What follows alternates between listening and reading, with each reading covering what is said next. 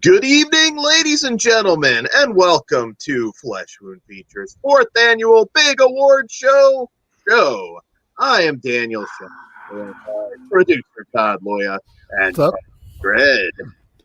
Namaste. It's good to be here. It's a beautiful night. I'm excited. The stars are out. Indeed. Fred Willard is jacking off in the alleyway over there. Wow.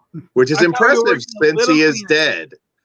That is bad. You know what? You won me back over. Yeah. I did too. I'm just saying it. I can't do the so this is probably not how you should expect the actual award show to go down. How much better would it be? It would be a lot better. Did you imagine? Did you notice there was a little person in the intro that was for you, Dan? It's not Phil, but I did. That's still awesome. He's gonna get his little star on the Walk of Fame soon enough, and I'm sure he's long dead. Prince, I mean. But anyways, yes. So, man, who would they be more pissed at? Pugs, help me out. Spacing on the British guy, Ricky Gervais. Would they be more pissed if we hosted, or more pissed at Ricky Gervais? Because they were pretty pissed at Ricky. Probably Gervais. Ricky Gervais, because he means it more than we do. There you go. Oh, he's funny as hell. He's like the only reason left to watch it. But you don't have to watch it because you can watch us. So I think it's all good. Well, Sunday you can watch it with us and make it more tolerable. So we'll see you there. You go. There you go. So yeah, you can hang out with us for like 10 hours that night. Oh God, it was a little not quite as long last time, but I didn't tell you we're gonna do the red carpet too, Dan. Oh, we got a comment on the dresses and everything. I want to hear Dan's opinions on dresses. Maybe we'll jump on a little early to catch the tail end of that. That might be fun. I think we should. Well, the final stuff is a half hour, right? The Ryan Seacrest one. Yeah, I think it's doable. Yeah. Talking about your shit. Who's wearing panties? That's what I want to know. Hey, we've got Borat up for a nomination. Maybe you'll throw ashes on him again. I hadn't thought of that, so that'd be pretty cool. That would be. Not against it. All right. Well, who is hosting this year? I didn't even know that. I think they're doing what they did last time with no hosts, which actually went well. I liked it because it's technically it's like the same thing. You just have different people doing what the one host would do. Yeah, I think it cuts down time too. No, because they still do the little breaks with whoever and do that, so it's not really cutting down time. It's just if someone sucks, you don't have to see them again. That's the positive. Yeah, you can't be funny anymore. I mean, you try, but there's a lot you can't do. You can't really make fun of the celebrities anymore. So. Yeah, you can. Yeah, you can. I guarantee that's going to happen still. Of course. Yeah. Well, we'll see. There's certainly going to happen tonight. Well, we've got a ton to cover. So we'll kick it off and talk a little bit about some of our Best Picture nominations for this year. And so, all right. So, which one should we tackle first? First, we will talk about The Father. The Father. All right. So, Pugs, what did you think about The Father? Well, Sir Anthony Hopkins. So right there, that's a plus. I don't want to give. Well, I guess we have to give a lot away. The way they portray your mind. A man's mind going with like dementia or Alzheimer's, whatever he had. Goddamn, if that wasn't captured on screen perfectly, I don't know what this. Because by the end of that movie, I was torn to pieces. Yeah. Like I feel so bad for him. That means Anthony Hopkins did a fantastic fucking job, and everyone around him. And you'll realize why I say everyone around him after, because like some people come in and out, and they're played by different actors. Fantastic. By all means, this is a must watch. And like, if you never felt any sympathy for someone going through this bullshit, this is a good, like a highlight. Because like, honestly, it could get way worse than this, but what they had on screen, fucking amazing. I wanted it to end with him on a plane feeding that boyfriend's brains to like a kid, Like, but I'm you not know. against that either. didn't have to be so sad. How excited, Dan, were you to see Imogen Poots, Laura, her one of your favorite actresses from the year before? I like her in a lot of stuff. I mean, she did one very shitty Christmas movie, That's her best work. but I like her as an actress. I said that in my Yeah. review too. I I didn't know. blame I that started laughing when I abortion saw on her. her. She popped up. Yeah. Yeah, I was tired. She was wonderful in this. Oh, yeah, she was. You know what? I will even say what she had to work with in Black Christmas. She was the only character I didn't want to like choke immediately. But she did do that one song that made me laugh. So, but fuck Black Christmas. Yeah. So the father, like I've sort of seen that before with my grandma. So, you know, it's fairly realistic. I was gonna say you would be the like, you know, never fucking. It wasn't over as long of a period of time, but you know, I do get that, like seeing things that are. Well, she was more seeing things that weren't there. I mean, I guess that's sort of. They didn't really get into like him seeing bugs or random weird shit, but I thought it was a really strong performance from Anthony Hopkins. Is it his best? I don't know. Well, no, it's not. But he accurately portrayed that Hayes. When he got smacked, I was like, "Oh shit!" That was the scene that got me. I'm like, "You motherfucker!" And we don't know if it even. Yeah, that's the interesting thing about this movie. Like, what was he just thinking and imagining, and what was really going down? And I thought Olivia Colman was fantastic. Some of those like little digs that he made, I mean, you could feel that pain in Olivia Colman. Dude, I was ready to fucking use my fist for. What did you think of the father, Todd? Yeah, I'm with you. It nailed it. So it was funny that I watched this one. I don't know if it's funny. I watched this with my mother, who just both of us went through this with my grandmother. But I'm also like, knowing this is going to be my future.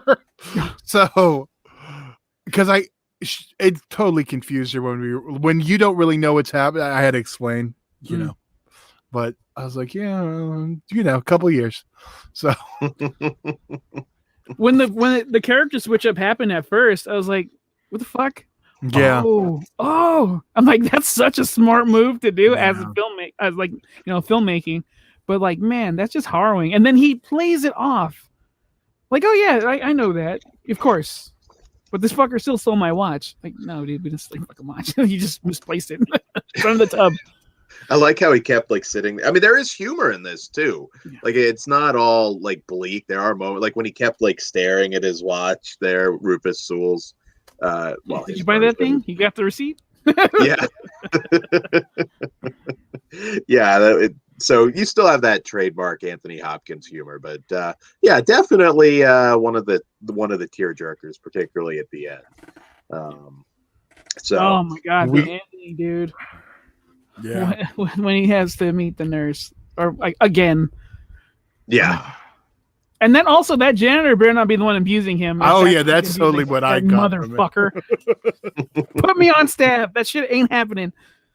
Because that's what we saw earlier instead of the. See, I didn't want to connect those pieces, but I wouldn't have said it otherwise, though. Yeah. Not the only film tonight about elder abuse either. No, I know the one Dan's waiting to talk about. His favorite movie of the year. Elder abuse. There's not really too much. Well, we'll get there. Bull Agent. Yeah, sort of. I mean, different. Well, yeah, but it's not Best Picture nominated. Okay. Yeah. That's why Pugs was confused. He's like, that didn't happen in Judas and the Black Messiah. You didn't miss that part where he just like punched the old man? No, never mind. If it was in Judas and the Black Messiah,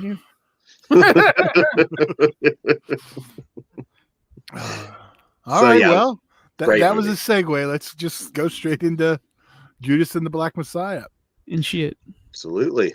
So I'm going to be honest. I know this. I mean, I know the real story and everything. I was a little underwhelmed. It's not a bad movie. but this one, like Best Picture, I don't know. There were several things that didn't get nominated that I'd put above this. This to me, oh God, yeah, I'm just gonna say this feels like a climate nominee. Versus, Yeah, which is okay. I mean, like it wasn't a bad movie. I enjoyed it. no, But yeah, it's like I don't. Yeah, it's like other pictures that have been nominated that kind of feel like that. And I hope. Well, no, they've already done it, so they won't give it to it this year. It's not going to happen. I think they failed movie. to cover some stuff. That you know what's getting it happened this year too. Well, we'll see, but we'll talk about that because later. they already got one win this year. So, but for me, Judas and the Black Messiah, I also like. It's a fine movie. I deal with this all the time. It's overrated, and you guys need to, like at the Academy, stop overcorrecting. I don't think the movie made it here on its merits. It's fine. It's good. Is it Best Picture nominated worthy? I don't fucking think so. Well acted. Yeah. I'm always gonna go back to that shit. Hey, I will agree. I think Straight Outta Compton was a much better movie than Judas and the Black Messiah. Only reason Jordan Peele got an Oscar. Yeah. But I do think it's a good story. Everyone's doing their job fantastic. But yeah, for me, it was like, I waited a few weeks to see it too. I'm like, this is what you guys are hyping. You guys are on crack. It was like it was like an okay TV movie. In fact, I'm even going to take that back. I've seen TNT originals or certainly HBO originals that were way better than this. It just, and I know the story fairly well. They left a lot out. It left a lot to be desired. It just wasn't a great film. It was just okay. That's all I have to say about that one, to be honest. I co-sign that. It's fine. It's nowhere near as good as everyone's saying. If it is, fuck me. I don't know. It's not my cup of tea. Yeah. Power to the people. You can get out with that shit. I don't think what I did there. Is there not an off chance that it could win though? I mean, it's absolutely possible. Yeah, I think we're different overcorrecting this year. Yeah, yeah. We'll win. Oh yeah, maybe.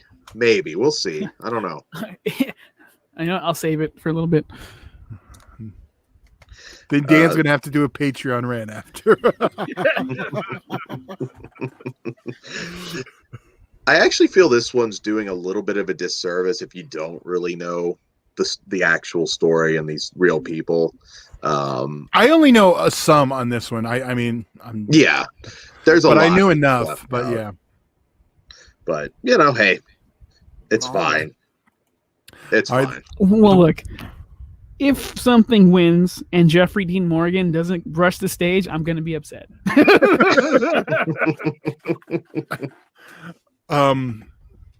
Well, I know now I know. Hopefully Pugs has calmed down if we talk about this next film. With today's news, I totally have. Okay, I figured. What is it? That would be Mank. Yes. Absolutely. All right. So this is, of course, the story of Herman Mankiewicz, the screenwriter on Citizen Kane. I love Hollywood stories. For all that I make fun of California, I love California and I love Los Angeles, particularly golden era Hollywood. I love it. I always have. And the way this sort of weaves all these different characters and true life figures back then, Hearst and everybody. I thought this movie was absolutely brilliant. Gary Oldman you could make a very strong case that he is the best living actor out there today. He disappears into roles. You look at that guy's filmography and I mean, he could play anything. He could play the fucking Terminator probably and make it work because he's just that. I wouldn't go that far. CG some abs on him, and hey, I'm down for it. Maybe they go something different. Like they're never going to suspect an old man. I'm down for it. He could do it. But I didn't say I didn't want to watch it. I just said, yeah. Well, you're asking a lot, Dan. This movie is just beautiful. I love it so much. How about you guys? Since you're from Hollywood. Since we're talking about Gary Oldman, I can't wait for him to tackle the role of Suge Knight. So that'll be a great one. I think everyone would be okay with it. If they go the fucking Robert Downey Jr. in Tropic Thunder way, I am fucking down. I don't know about that. I can just see people starting to get mad. They're like, well, it's Gary that's Oldman. kind of cool. But yeah, I'm with you guys. This was. Well, I'm not going to say it's my pick or not. But this is one of the. Well, it's best. It's up for best picture, so that tells you something. This definitely feels like a best picture candidate. I will. What do you think made me mark out the most when watching this? See if you guys know me well enough. I don't know. Trying to go back to the movie.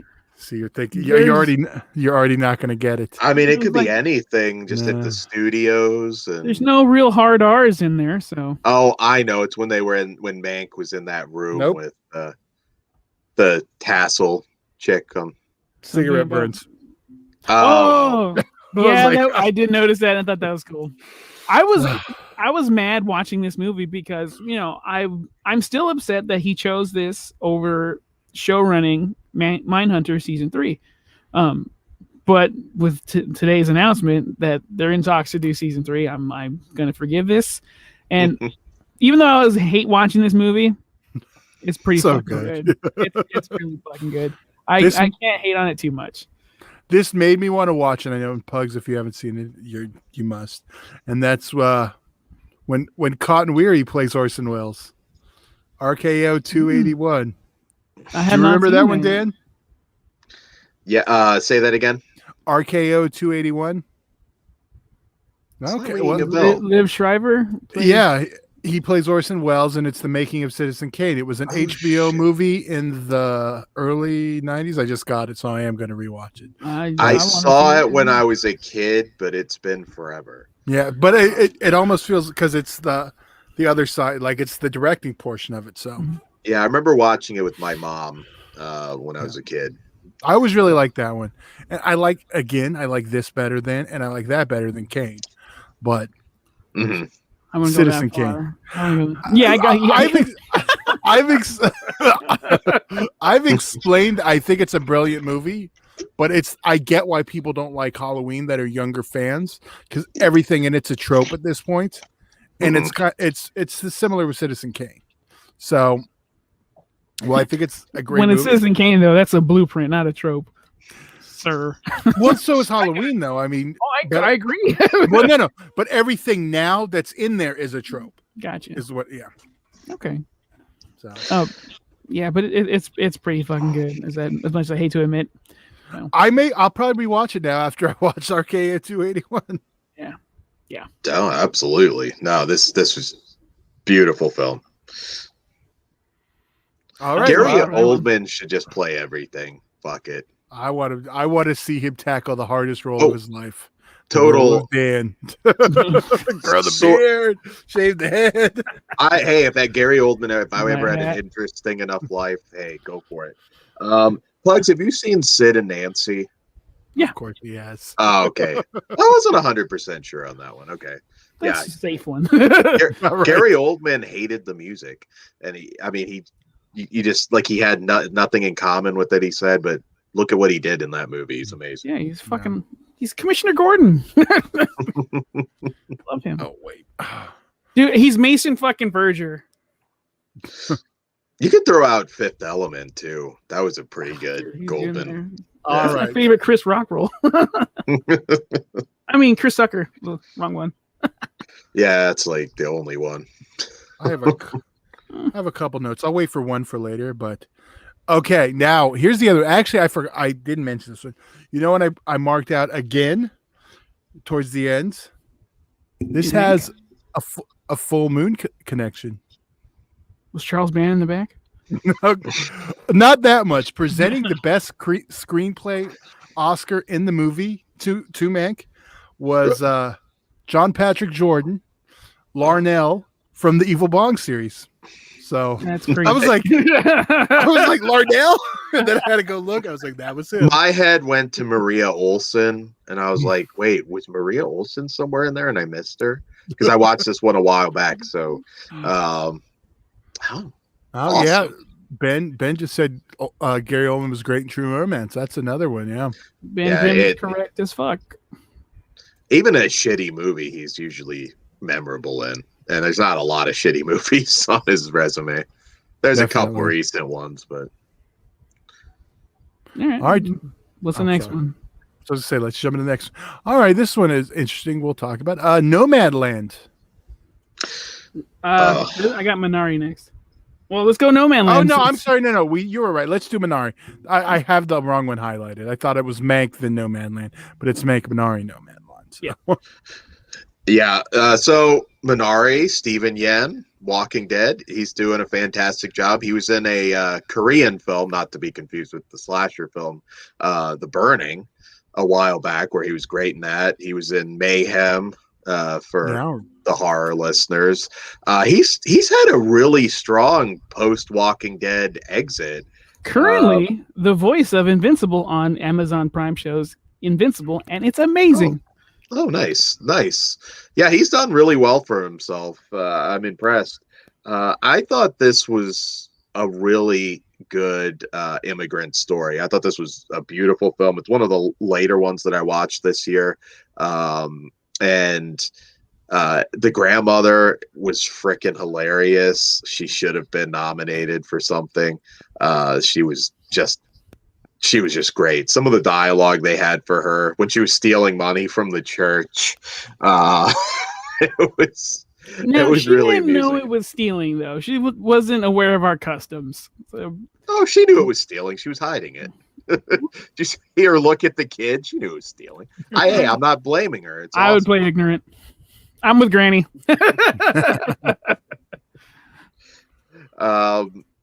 Yeah, no, this one hit all the humor. It wasn't, and I know it's loosely based on the director's life, and it was an uplifting movie too. There's some ups and downs, but it was a really uplifting movie, and I had a really good time with Minari. How about you guys? I was actually stressed out towards the end of the movie.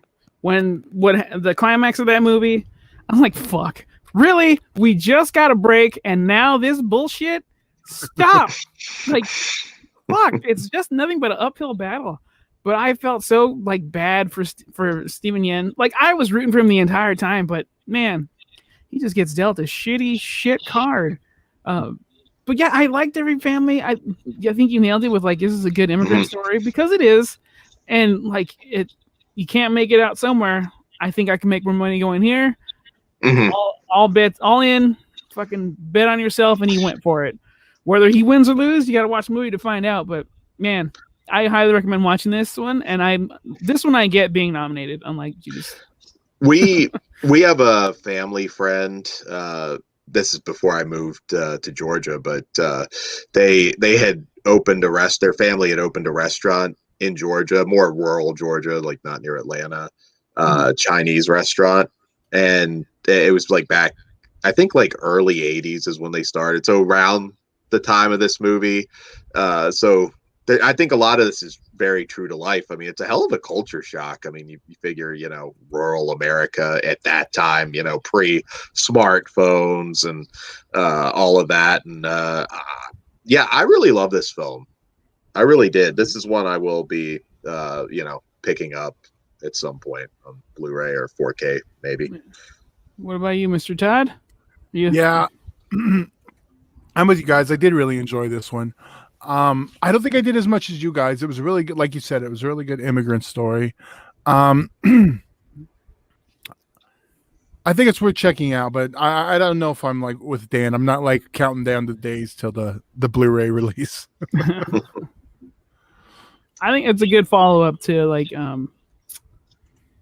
Parasite, yeah. If that's still on your brain, Parasite's a fucking way better movie. But yeah, I was gonna say that's. But if you it makes sense that it's here because again, the story is the granny.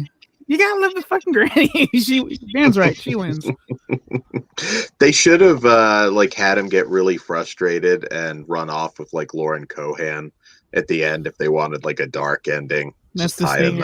But as long as Jeffrey Dean Morgan shows up, I'm okay. He's the boss at the what did they call it? The chicken. I forget the term, Well, but like, the stare at chicken. chicken's buttholes all day. I get something else. All right. And so now, Noma Land. Yeah, now now- Nomadland. I think we can get back to your scoffing if I heard that right, Dan. Scoffing. I heard when that name was mentioned. I don't know if it's a good scoff or a bad scoff Oh no, it's a good scoff. from you. Oh, okay. Okay. If I made one, I'm Nomadland. All right, so I guess it's been 3 years now, roughly, since Three Billboards. And Frances McDormand, I mean, goddamn, I still think Three Billboards is one of the best movies made in the last decade. And I'm going to just say it now after this. Frances McDormand is better than Meryl Streep. I think so. I think she's Meryl Streep's a great actress. I'm not taking anything from her. She's had some films where, though, it's like it's pretty obvious she's politically popular in Hollywood. They just like her a lot because she's had a few movies that they really didn't belong on the big stage. I think Frances McDormand. I think she's the female Gary Oldman. She could play Terminator too. She could at least be like. Damn, can't you at least give her Linda Hamilton's role? That's cool too. No, maybe it's Rise of Gary the Oldman's Machines. playing Linda Hamilton. Don't assume anything. Sure. Yeah, Nomadland. Oh. This film is amazing to look at. I think everybody's probably felt. Now I'm crying. Thank you. Uh, I'm still thinking about the dog left on the porch in Nomaland from Ben Grimm. And Yeah. now we all are. Where's my razor? Live on air. Yeah, man, this movie's so powerful. I can never say his name, but David Strathairn, I think I'm probably saying that wrong, but the kind of love interest that they introduced, I mean, he was great. But a lot of these were not actual actors. There were a few that were actual nomads in this, which is it lended it. And I don't know all of who. Yeah, it's pretty obvious when you watch it, I think, but I think everybody's kind of had that desire to like just pick up and hit the road like that a time or two in their life. And not like that. I'm a city boy. I can't fucking I need a fucking place to shit and some toilet paper. Like, yeah, I couldn't either, to be perfectly honest, but I think we've all, you get that little inkling. And this one's probably one of the more timely ones on this year. It really is. Hits every emotion, much like Three Billboards. Like that movie had some gut punches, but it also had a lot of humor. This one's, it's definitely a drama, but it does have its moments of comedy as well. And man, I just loved it. She was heartbreaking at times in this one. What did you think, Pugs? well, I didn't like it as much as you did. Oh, really? Yeah, not as much. Well, don't get me wrong, it's not a bad movie. I think it's great, but like the way you're putting it over is not the same way I got. Because at times I'm just like, you're doing this to yourself. You have where to go, and I guess that's probably a good thing that it's making me think that. When she gets offered a place to stay, it's like, bitch, fucking, why are you doing this to yourself? I know it's because your husband and whatnot, but you can keep the van in the back. You can still be free and have a place to stay. Because like she was offended that they offered her a bed. Like that part annoyed the shit out of me. I don't think it was about the husband though. It was like who she was. She just couldn't stay still. Mhm. Like she just had to keep. But that's a big part of it though. The husband and the van, or the whatever the fuck it was. Oh, dude, when she couldn't afford to fix the van, that killed me. That one hurt. Yeah. Oh yeah. But yeah, I think it's a great movie. But I'll just give this away. Not my favorite of the night. Okay. I did really like this one. It's no Three Billboards. Great performances, but I kind of get what Pugs is saying. Like with a lot of it, she did herself. But that's more. But that's not saying anything bad about the performances because that's what she was supposed to do. Yeah, I did like this one, but I'm not up there with Dan. I'm closer to Pugs. Oh, really? I'm surprised. Yeah, I thought there were so many, like when she was like bathing in the not for erotic purposes, but when she was like bathing in the stream and everything. Erotic. That's who she was. Like she couldn't just be in like some apartment somewhere. And no, I thought it was a beautiful film. I really did. And the cinematography, just this open skies and everywhere they shot this, it's a wonderful looking film. So, yeah, another one I will be picking up. All right, now the one Dan's like counting down the days till it's released on home. Bad Scoff. There we go. There we go. Promising Young Woman. Well, I'll go first on this one because I actually like this movie. I'm not going to get into the political reasons why Dan doesn't. Yeah, I did. I like the story. It was basically a rape revenge movie without the rape. So you'd figure I might like it a little less, but I did. Yeah, it has to do with toxic masculinity and all that stuff. But I still think when you come down to it, if this would have been made 25 years ago, people wouldn't have hated it like they do now for some reason. Well, as a piece of art, I don't think it still belongs with these other films. I don't think it's up to par. I agree. This is the one, like I said, this is the climate nomination and has a good shot to win.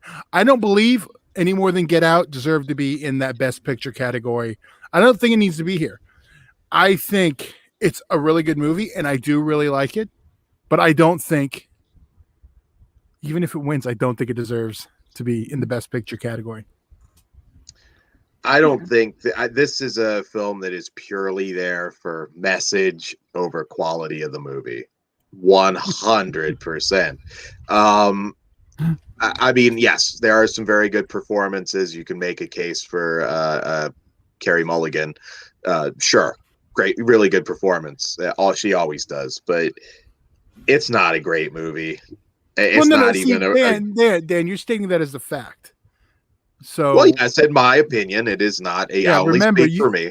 Yeah, but when you say it like that, you are hosting. That comes off like you're saying it for the whole show. No, you just said you liked it. So me, there we go. I don't think this was a very good movie at all. I don't think there's anything particularly special about it. I know a lot of people disagree. Well, this is one of these ones. I mean, it's going to be 50-50 somewhat, no matter what. A lot of people like this. A lot of people hate it. I'm like, for me, I didn't love the movie. I didn't even really like them. Oh, you're on mute. You leaned on your mute. That was me. I was going to mute myself. My bad. It's an homage to Sound of Metal. I wasn't suppressing the message. Sound of Metal is an homage. Yeah, well, we'll get to that in a little bit. But like, yeah, again, the movie, like, I don't love it. I don't really like it particularly that much. But like, if it was on TV and I had nothing else to watch, sure, it's not a favorite. I don't think it belongs in here. Many people do. By all means, more power to you. But if I never saw this fucking movie again, fantastic.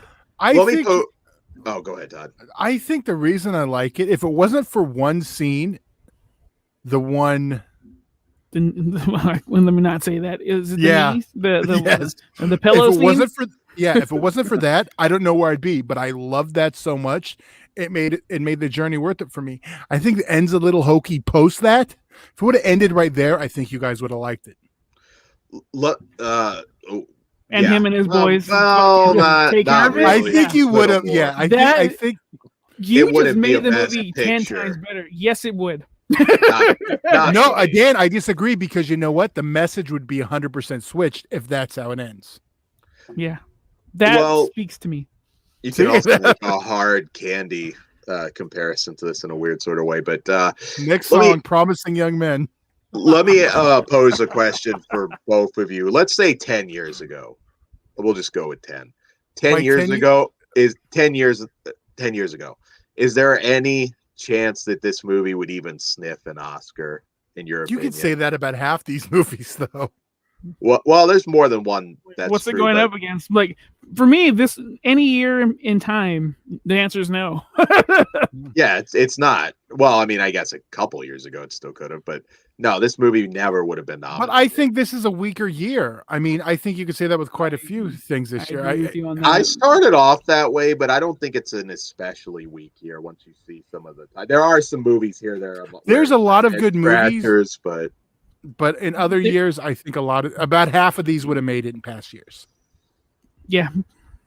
This This is not a very strong year. These movies are fucking good. Some may be great, but there's been past years where it's like, fuck, I don't know what to pick because these are all great. Not all these are fucking great. A lot of these are like, they're just here because, fucking COVID. the great ones elevated it for me, but yeah, it's not the greatest year ever for sure. There's some under like that are not nominated that I'm like, why the fuck didn't this get nominated? This is way better, and we'll get to there in a little bit. Absolutely. I got one on my snubs list. I know you'll when we get to supporting actors. So Awesome. I know you gentlemen will agree with me. Yeah. So, Sound of Metal next, I believe. That is correct. Sound of Metal. All right. So, all right. First off, Olivia Cook. Oh, she is good in everything. She is. She looks like a different girl in this one in a weird way. She does. It took me a second to recognize her. She really does. Just so sympathetic, and I think we'll be talking about her 30, 40 years from now. There is definitely a gold statue in her future. I would put money on that. I strongly agree. She's amazing. Riz Ahmed, who couldn't sympathize with him in this film. God, I know there's light spoilers tonight. We're trying not to spoil too much, but even though the Oscars will show a clip and spoil everything, so yeah, that's why we're trying to be good, but towards the end, as possible. The realization and that hug. God damn. I'm glad I didn't watch that like last year at a certain point because that it's not last year, luckily. But yeah, this film's amazing. It really took you into the world of deaf people and what they go through, and I feel like I learned a lot from this. What did you guys think before I rambled too long about it? Because I loved it. Todd, would you like to go? Sure. Yeah, this is one I agree. I did really enjoy it. I actually have some experience with some, talking. Well, I don't say talking, from communicating with deaf people. I didn't know that. Yeah, I used to when I worked at the video store next door. There was they had different people who needed help. We'll go with that. Mm-hmm. Because they were all different, issues. Shit, can I say that? Yeah. Did you learn how to sign last house on the left is in the horror section? No, but my mom can sign. I'll ask her how to say last house. Well, she does. She does the spelling sign. So we could figure that out. Yeah. If anyone out there knows sign language, how do we say last at house? If you want to tell us the rest, all right, can you show us? Jamie said, "Hey, Jamie, what's up? Yeah, Jamie?" I said, "How you doing?" Yeah. This one to me felt like one that should be nominated. Oh, 100%. Yes. Any year. This one feels like an awards that, not like one of those where you're like, okay, that's going to win. It's like actually, just such a good film. I think anybody that's had like a creative pursuit, whether it's, in my case, acting, wrestling, whatever, and didn't quite get there, you can relate to him in this because like his entire fucking world is just being ripped away. That was taken from him, which kind of sucks. And it was a lot worse for him for sure. For me as a person that goes to concerts all the time when they were allowed and when they continue to be, I will be back. And when I was younger, I had Tinnitus. Tinnitus, where there was a ringing in my ear. I had it for about 3 years, and one day it stopped, and I was like, I cried because I was like, "What the fuck? That's not normal." And I was like, "It's gone," which is awesome. So like when I heard that ringing sound, I was like, "Oh no!" And that's what could happen. So that's fucked up. That scared the shit out of me. Fucking what's the homeboy's name? Slumdog? Is that Slumdog Millionaire? No, it's not. Riz Ahmed. Yeah, Ruben. Or Ruben. Ruben. Oh, I'm sorry. Fucking amazing. Yeah, he also has a fucking gold statue in his feature because that dude disappears and rolls. I absolutely love this. And once he started working at the facility, I'm like, this is your calling. This is what you're good at. This is what you should do. And then, hopefully it worked out for him. But man, yeah, I think he kind of realized that too at a certain point. Yeah. And when the new sound that he hears, I was like, oh, that's fucked up. But could be worse, dude. So hopefully it worked out for him. But this movie's fucking fantastic. Yeah. I loved it. I knew quite a few people that weren't a fan of the actual ending. Those seem to be more of the general audience or the Joe six packs I'll go with that want a definitive answer if that's what they want. Or a happier one, maybe. Yeah, but I mean, it's just a story about a guy's life. I mean, it's like, and I think he learned to unplug. Yeah. I mean, I love the ending. I had no issues. I didn't feel this was incomplete at all. You don't have to know what he does after that. That's irrelevant for this type of story, in my opinion. I mean, I know what I'd like to think what happened, but that's what's good. You can go with whatever you want. Absolutely. So this one belongs here. Fantastic film if you haven't watched Sound of Metal yet. All right. So our last one is The Trial of the Chicago 7. Absolutely. So we get to see Sacha Baron Cohen play it straight, which he's done before to a degree, because the character he's playing is a smartass, so that's in his wheelhouse. Yeah. Still, there's still tiny shreds of Borat in there, but real quick though, when he flashes like exactly how smart he is, I was like, "Fuck yes, dude." He doesn't offer the judge his anus, so there's that. He probably did. There's probably a blooper there somewhere, but so again, I knew a lot. I think this one is a little more interesting if you know the story versus Judas and the Black Messiah, where again, I think we were all somewhat in agreement. It is just kind of like an take on that true life story. Well, come on. It's got Batman in it, so of course we're going to like this. I enjoyed this one a lot. Courtroom dramas are hit or miss for me. Philadelphia. Oh, absolutely. Yeah, there's definitely. Oh my God. The greatest courtroom drama ever. Go find our commentary. When will Leo Rossi get his golden statue? Did they get to witness that year? Jesus. Fucking justice for Rossi shirts coming soon.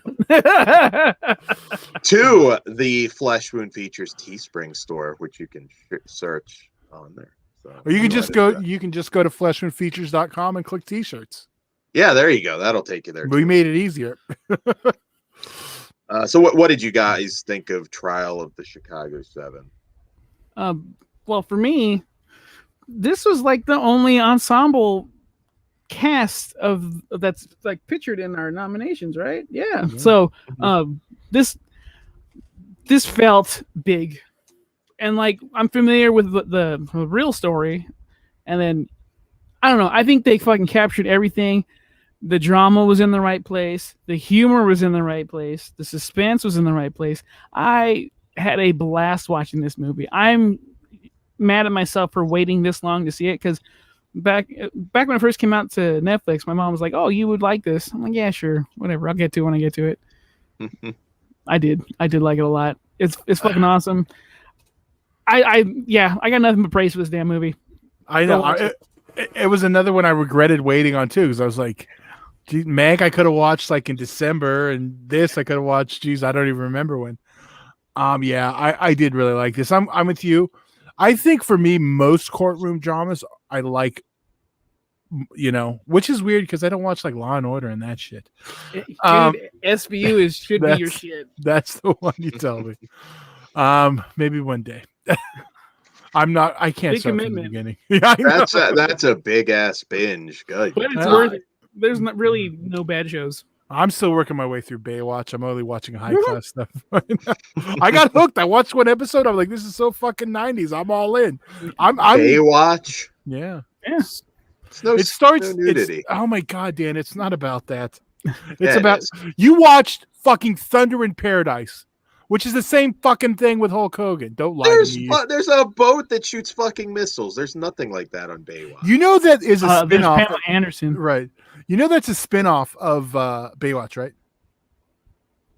Actually, I didn't know that. Really? It is, yeah. I didn't When know was that. Hogan on that Baywatch? I gotta haven't look got for that far, but it's when the spinoffs are listed, that's one of them. It That's also lists awesome. Baywatch Nights, which I need to see, but I can't find anywhere. That was Sorry. terrible, and Baywatch Hawaii is fucking garbage. I've heard Baywatch Nights is horrible. It's shitty, but it's like so like over the top with like monsters and shit showing up. So like I gotta see I that. remember that. But anyway, this is not a show about Baywatch because No, but never watched it. just to let you know, I haven't even got to the point. See, Dan, you should if you like cheese, you like that syndicated shit from that era, so you might you might actually have fun with it. But I haven't even got to the point where Pamela Anderson's on it, so Oh wow. I'm still in season There one. you go. Yeah. Well, What good am summer I doing? watch, I suppose. I don't know Uh, why I started. But okay, Chicago 7. no Pamela Anderson, unfortunately. All right.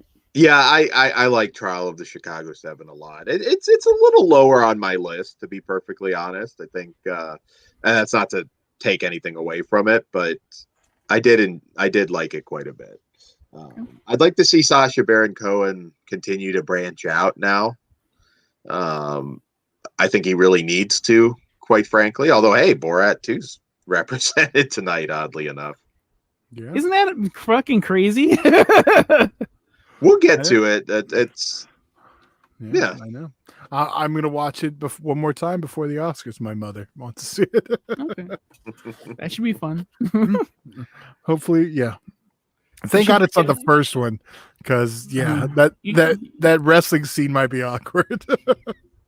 You should still like get a little baby, see what happens. Like give her a cake with a little baby in it. Be funny. All right. Well, I guess we should probably we went over the main ones. I know there's other movies that are nominated that we'll kind of talk about as we go. So I guess we'll just start with the categories and build our way up. We're not telling you who our pick for Best Picture is till we get to the end. So let's start with the Best Visual Effects. So up for that, we have Love and Monsters, The Midnight Sky, Mulan, The One and Only Ivan, and Tenet. So this is for Best Visual Effects. So what's your pick and who do you think's going to win? I kind of might know your pick, but You want to go first, Dan? Sure. I'm going to go genre on this and say Love and Monsters. I thought there was some great visual effects in that. Not to take anything away from Tenet or any of the other films. Just, I don't know. I got to go genre on this one. I'm going Love and Monsters. and that's who you think's going to win also? But yeah, we'll do that. You think about it. We'll go let's do picks.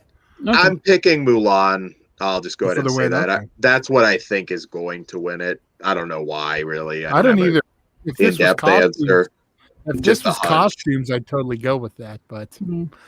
Well, I'll go my pick. I would like The Midnight Sky to win because, like, the space travel and like different planets. Like, I think it has a good chance. But I will think they'll give it to, and I'm sorry to say this, but he's kind of a big baby at times. They're going to give it to Pacify Chris Nolan. They're going to give it to Tenet. I'm with both of you. I'm with Dan. I'm voting genre with Love and Monsters, but I'm also with Pugs. I think Tenet's going to get it. Some of these technical categories like this are kind of hard. It just depends how personal taste. And but when it's funny. we get to sound, I'll tell you a secret. All right. Well, what do we have next? Next we have best production design. Production design. So for that category, we have The Father, Ma Rainey's Black Bottom, Mank, News of the World, and Tenet. Dan? For me, this is a sweep. I think it has to be Mank. Beautiful looking film. I felt like I was in the 40s and 30s, and I'm gonna pick that for the sweep here. Okay. My pick and prediction. Yeah, that's my pick and prediction too. Is Mank. Oh, looks like we got 3 for 3 because Hollywood likes to suck its own dick, so it's definitely going to get its own thing. Yeah, Mank. Whoever they can get to do it is who they like to do it. It's fine. Hey, there was a former bigwig that never sucked his own dick. Never had to. So that's all I'm going to say. I don't know all of his kinks, sir. I don't know what you're talking about. You guys are nuts. I was funny. I forgot that was the default picture when I lost I saw Dan no sell it. It's okay. I didn't say that's who I was talking about. I'm shocked and offended, sir. Anyways, Pugs, did you pick yet for production design? Sorry. Yes, Mank. It's all Mank, three of us. Okay. For a win, and I want it. I do want to recognize Ma Rainey's Black Bottom, like the age they got that. Not the age. What the fuck? Well, like I thought it looked great for what they were going for at the time period, and the fact that that was based on a play, and then we'll get there later too. Like it felt like a play, but also felt like a fucking movie. Like they found a happy medium, and I will talk about this more with Best Actress and stuff. Absolutely. And what's the next one? Next we have Dan. You want to read us best makeup and hairstyling? Sure, absolutely. So for makeup and hair, we have Emma, Hillbilly Elegy, Ma Rainey's Black Bottom, Mank, and Pinocchio. Again, I mean, this is makeup and hair. I don't know how qualified I am. But definitely not the hair. That's fucked up. So I'm gonna go Mank with Ma Rainey. I think is gonna win it, and I'd be okay with it too because they really made Viola Davis not look like Viola Davis. She looked totally different, so you could certainly make a strong case. But I still got to go Mank again. Just everything on a technical level was masterful in that film. All right. I've been going back and forth on it. I think I just made my final decision because I could see them giving it to Emma, but back to they like sucking their own dick. I got to go with Mank as what I pick and what I think they'll pick. Actually, okay, well, I don't think Mank will win this one. What I want to win is Ma Rainey's Black Bottom. One, because they're working with black people hair, and that's fucking tough. But I think they'll give it to Emma. It's a period piece. It's hair and makeup.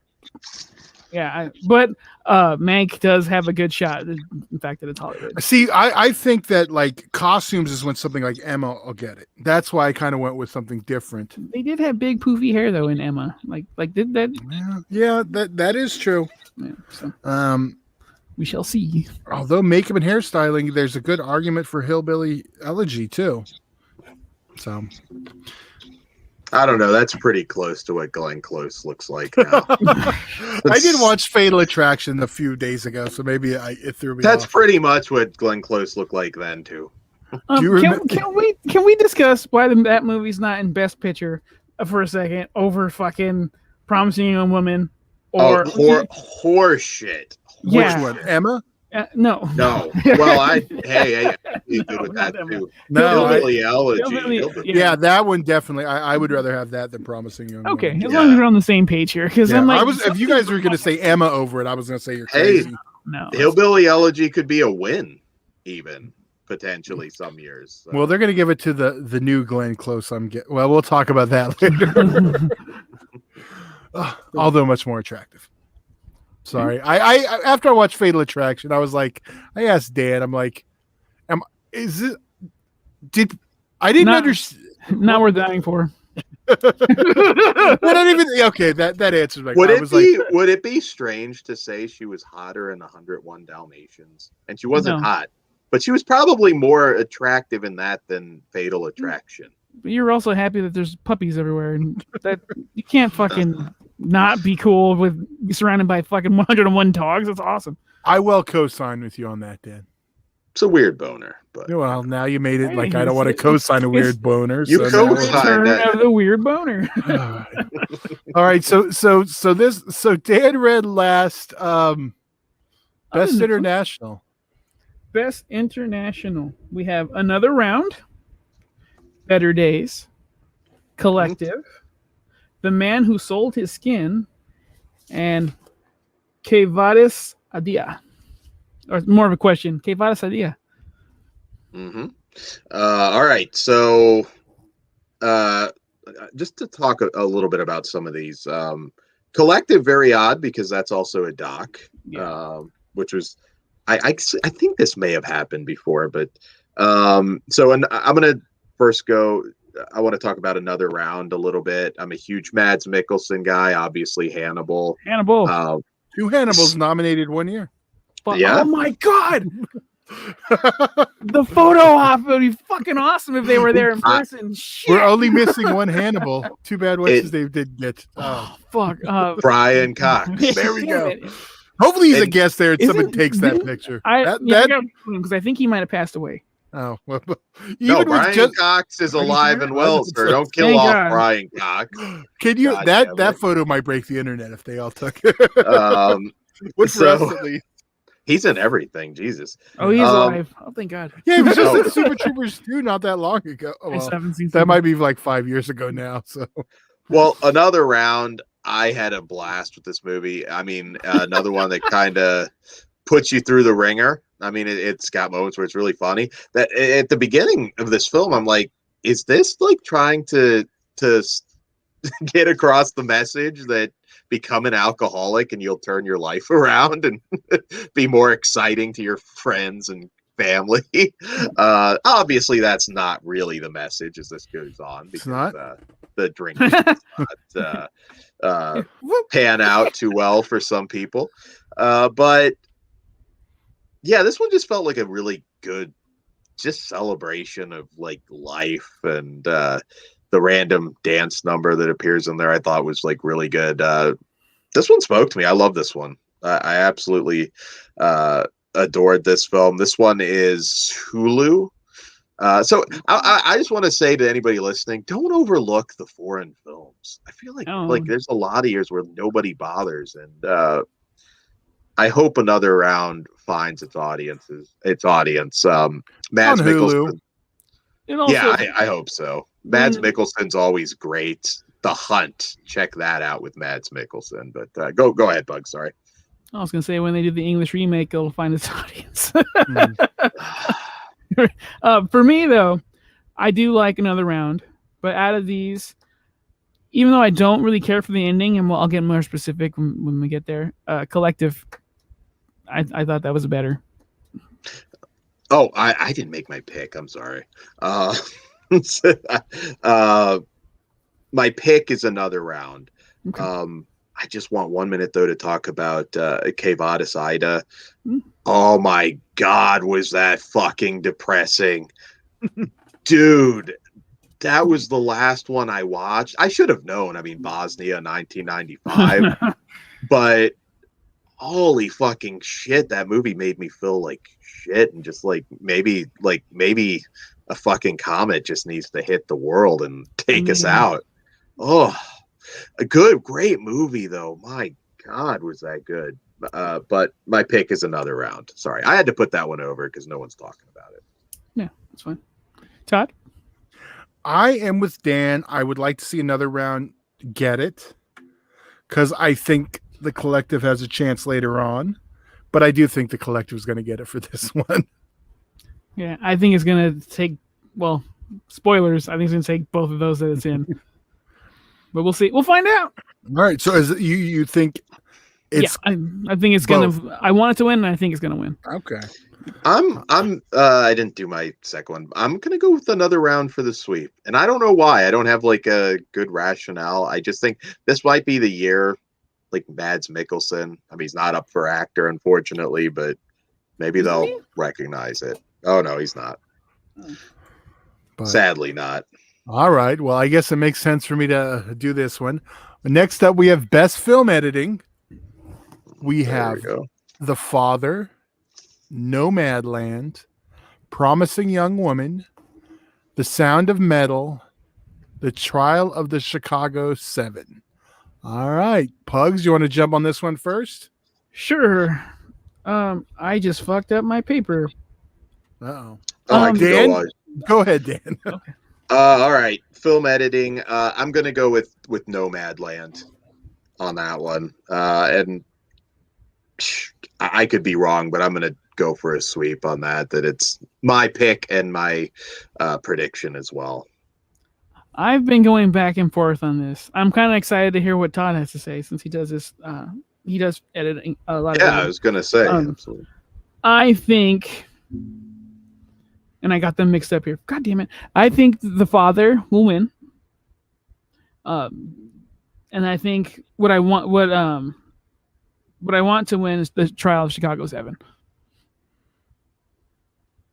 And the editing, the reason why I chose The Father is because when they edit the new people in, I'm like, that's pretty clever storytelling. But whatever. Absolutely. I've been actually going back and forth on this one too. And one's going to piss everyone off because I really like the editing style of Promising Young Woman. But MTV.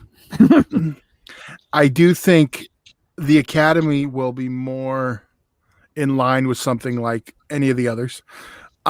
Sound of Metal is what I think should. And it really stands out. The editing really stands out with the way the edit was ending. So people remember that, even if it's not a big editing thing. Yeah. But I think that jargon or that, like, I think it is going to win, and I want it to win. Awesome. And you chose The Sound of Metal? Yes, unless I change my mind and pick Promising Young Woman. But I'd stay in Sound of Metal, Sound of Metal. Okay. Cool. Sweet. What's the next one?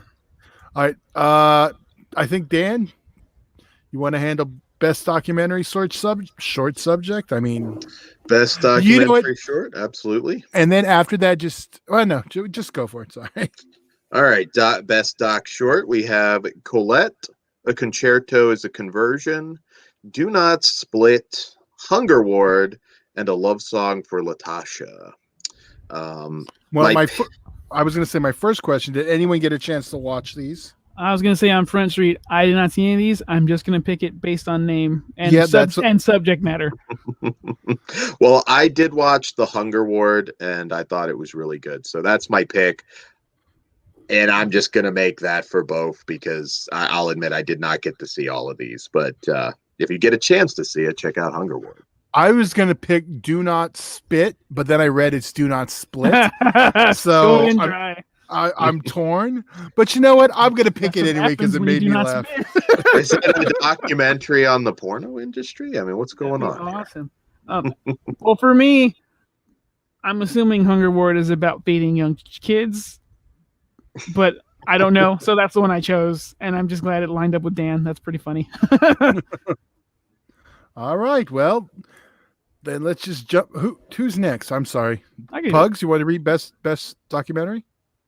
All right. Documentary feature. I'm excited for this. Collective. Crip Camp.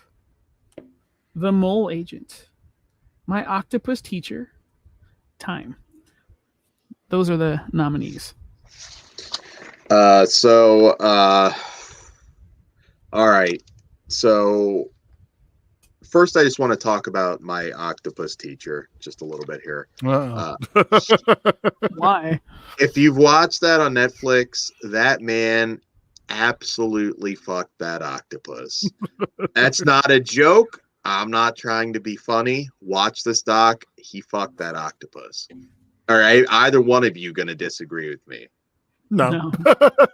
He fucked the octopus. Now, did he find a hole to put in? I'm not sure, but I can guarantee you those tentacles has found a way around his penis and probably up his butt. When he starts talking about the suckers and is like caressing it on his chest, he fucked it. But all joking aside, my octopus teacher is beautiful. Some of you may or may not know I love going out boating, and I just love the ocean in general. So for me, this would be my pick. It is not my prediction though. Hold on a second. Todd, can you bring up Ben Grimm's comment? Okay. Ben, if you saw it, he fucked that octopus. No, who wouldn't fuck that octopus? So Ben Grimm is that octopus. I will tell you, I would not. I'm all about the dolphins because it's time to get. If you've never, I don't know if this is a good idea to talk about a certain shark on this one, because that is how the whole thing started. They do that for fun. Yeah, they don't even stay in their own species, which is great.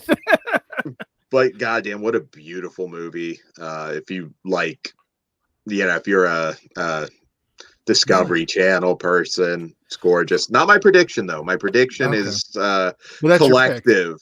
Yeah, that's my personal pick is my octopus teacher. But Collective, I think, will win it. And that is talk about another depressing one. Like the fucking pieces of shit that movie made. Look, for all that's wrong with America, that made me kind of happy that I live here.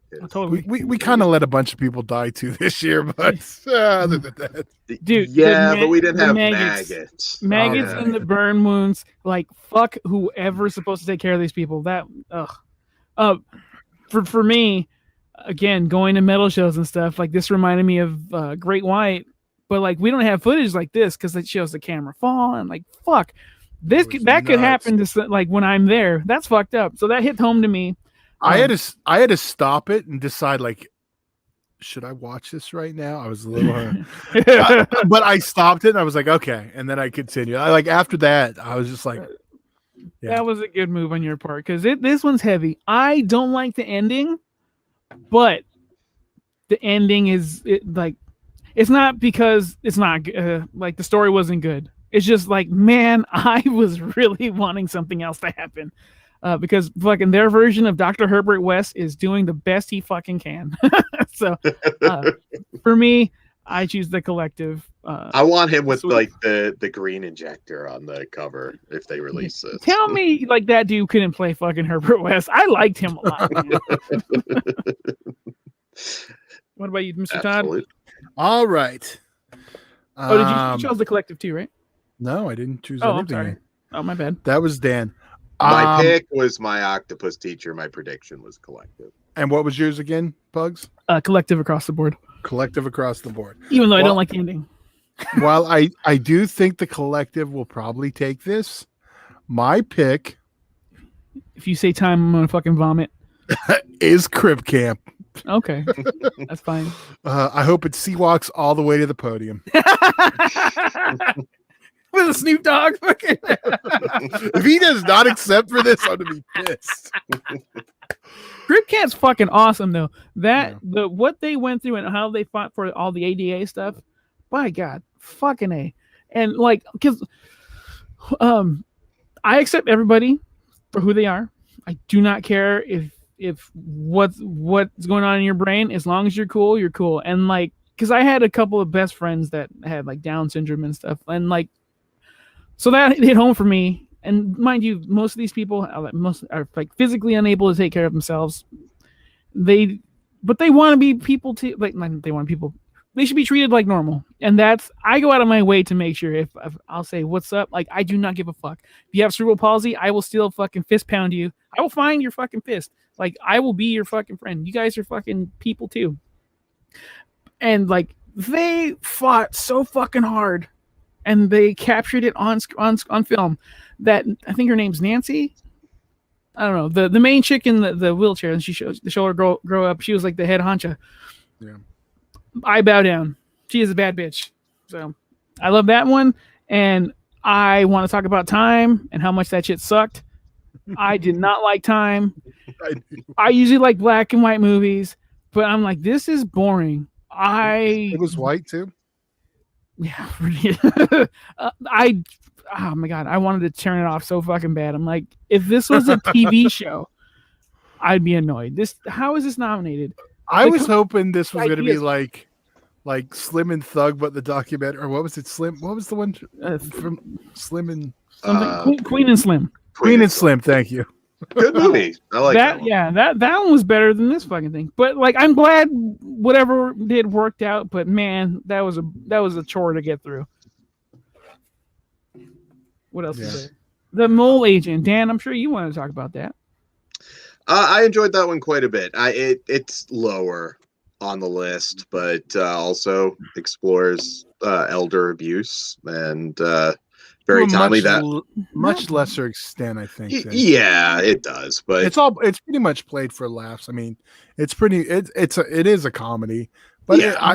Which really shocked me because like I'm still like not 100%. Was this real? A mockumentary? Yeah.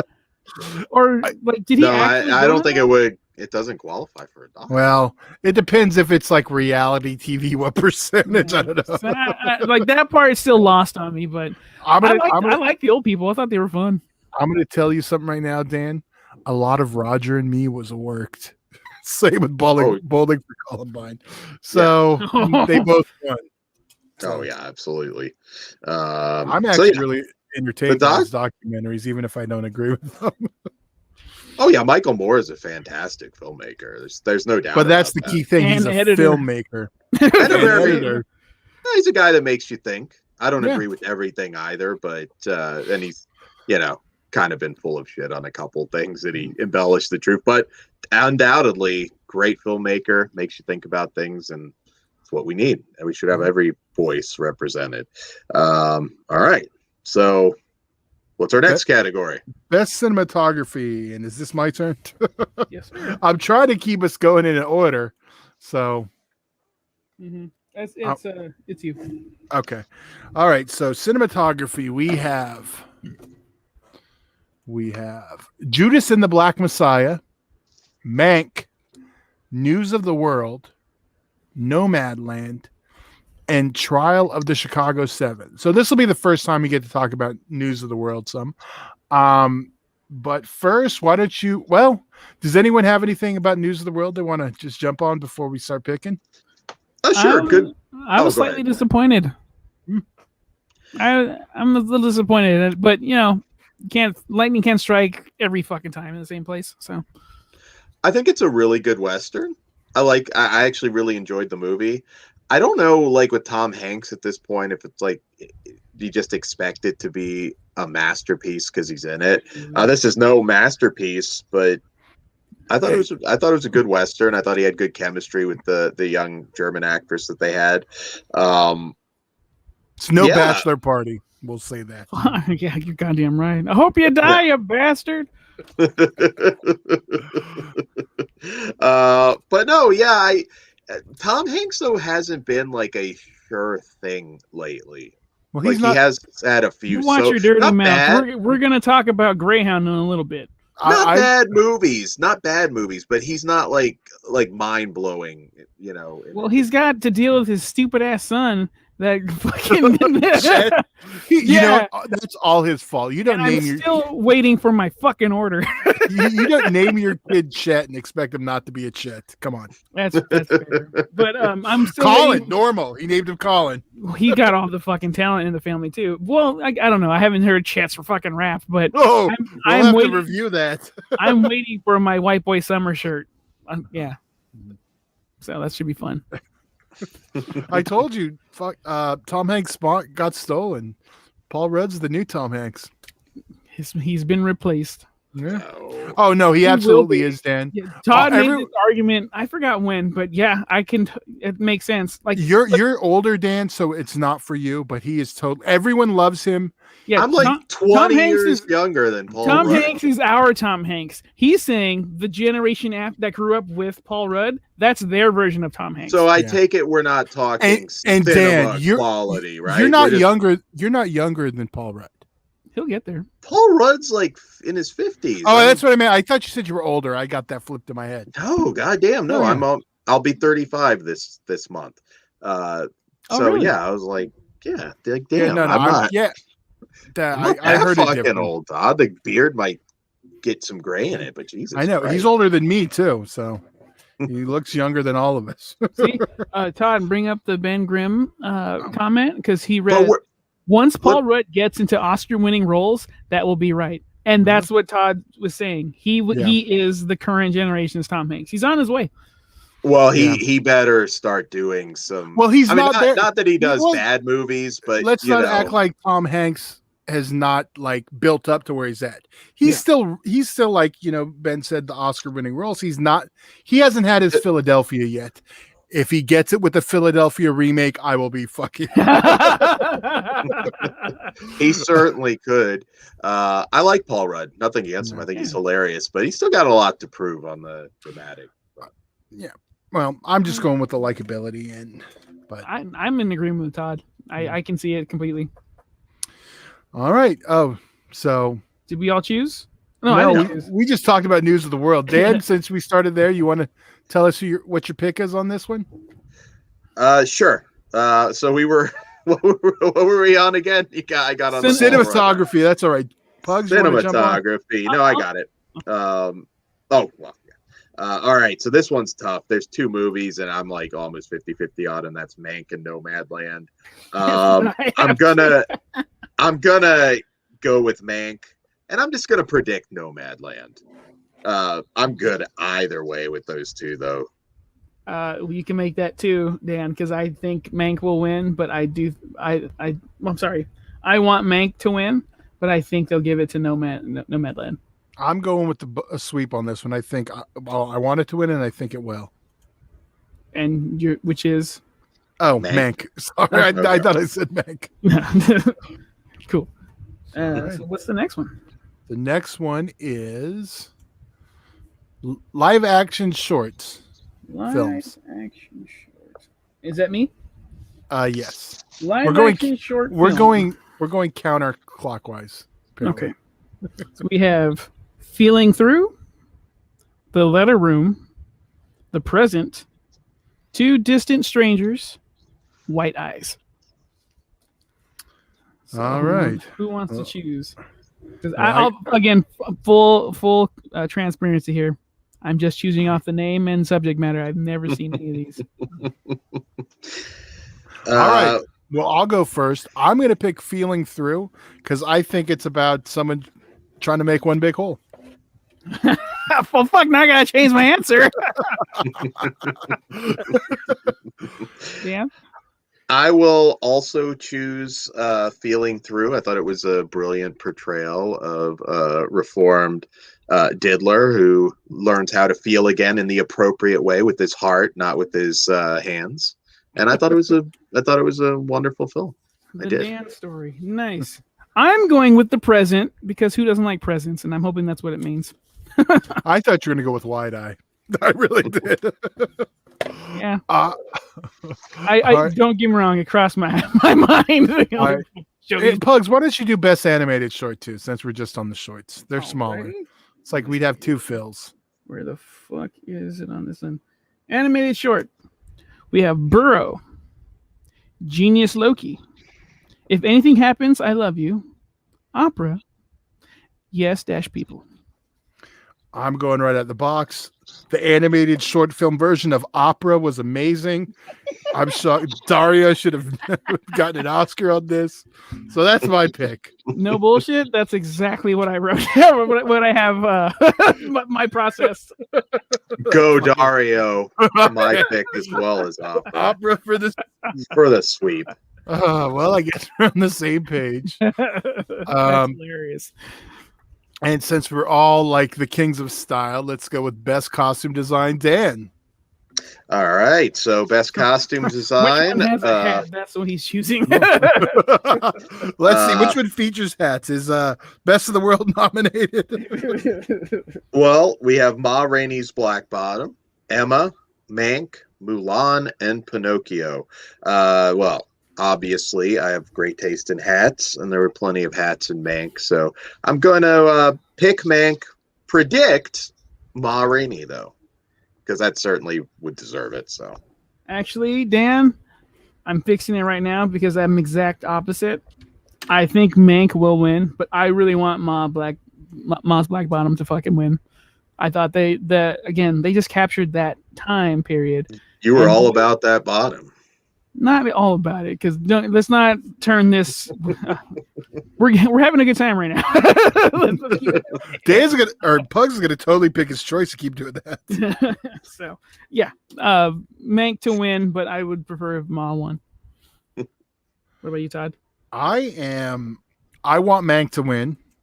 I think they'll stop sucking their own dicks at some point, but I think they're going to give this to Mulan because it is a period piece and it did have extravagant costumes.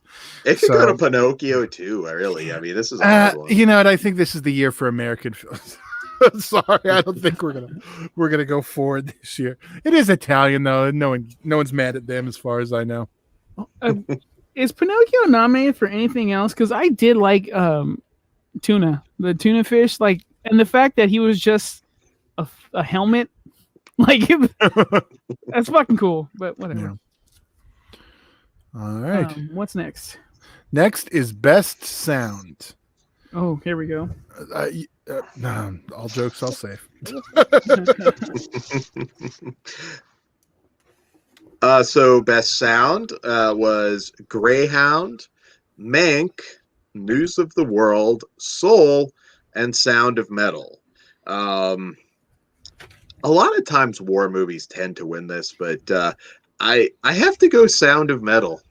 That's my pick. I guess I'll predict Greyhound. Maybe Greyhound will get something. Represent Tom Hanks. But yeah, pick Sound of Metal, Greyhound prediction. I am picking and thinking on both Sound of Metal. It's in the title. Fair enough. I am for pick Greyhound. I am for what will win is Greyhound. And I'll tell you why. Normally, in this category, anytime there's stuff that happens underwater, that wins. And since this is the only one that has a submarine, I would bet money that the Greyhound would win. All right. Hollywood secret, people. They like sucking its own dick, and sound underwater usually wins. There you go. Pugs fact I did not know. Did Abyss win something? Did they win best sound? Probably. They might then have. Aquaman was robbed. Stuff. Oh, then Aquaman was robbed. I think it was going up against like a fucking war movie that had. Was it 1917 year? The year before, or maybe. Fuck, I don't know. Last year wasn't 1917. That was a couple years ago now. I don't even remember at this point. This fucking Rona's. I don't know what fucking time works. So what's next? All right, next we have best original score, and I believe that's me. Okay. Yes, we have The Five Bloods, Mank, Minari, News of the World, and Soul. All right, gentlemen. I'll go if you guys don't mind. Mm-hmm. Big Nine Inch Nails fan. I was wondering which one. And the one I'm going with is Soul. That definitely stood out in that movie. The movie was fine. I didn't think it was amazing, but the soundtrack in that movie was captivating, and I've actually listened to it separate from watching the movie. So I vote that one. Go ahead. Go for it. No, okay. I'm with Pugs on this. I pick Soul. And you know what? I kind of think it has a good shot to win. This is one I can't really pick, which I think, but I'm going to say both on Soul just because I don't know what the way the Academy's going to go with that one. My pick is Soul. My prediction is Minari. I think they'll throw something to Minari. This is another one that's tough to pick sometimes, but Minari had a very good score as well. So I'm gonna be honest with you guys. If Soul doesn't win, I'll be shocked. Yeah, the mouse has to get something. Come on. Although technically it's got those Fox nods too. I forgot that. So they got a few dogs in the fight. Yeah, they're right. Oh, I'm just going to go ahead and do best original song since we're sticking with music. First, we have "Fight for You" from Judas and the Black Messiah. We have "Hear My Voice" from The Trial of Chicago 7. I'm going to try to get this name right.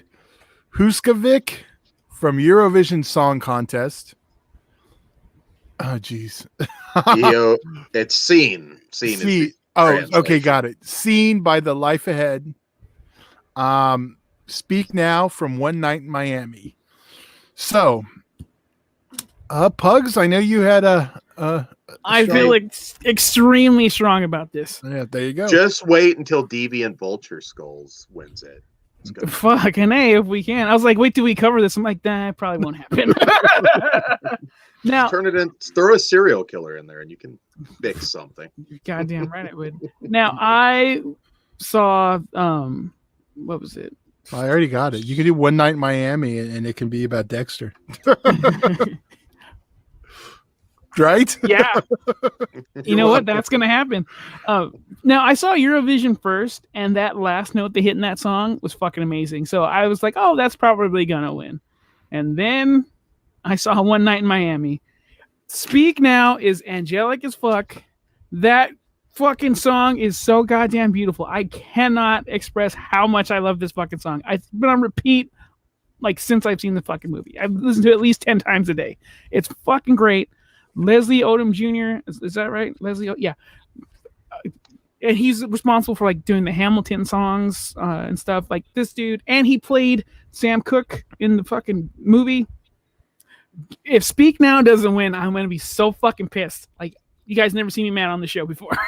So Speak Now across the board. I'm exactly with Pugs. I think that one's definitely going to sweep it. Beautiful song. Sign me up. I'm for the win, and my pick is Speak Now. It's so fucking pretty. Like I didn't hear it in the actual movie, but when the credits came on and I was checking my phone, next I'm hearing this amazing fucking song. I'm like, what the? So I stopped everything. I listened. I'm like, it's just so good. And then I heard it for like an hour after. I liked One Night in Miami, actually. I thought we too. didn't talk too much about that movie, but do we have any other opportunities, or is it coming up for anything else? I don't know. Well, let's one of the acting nods. Okay.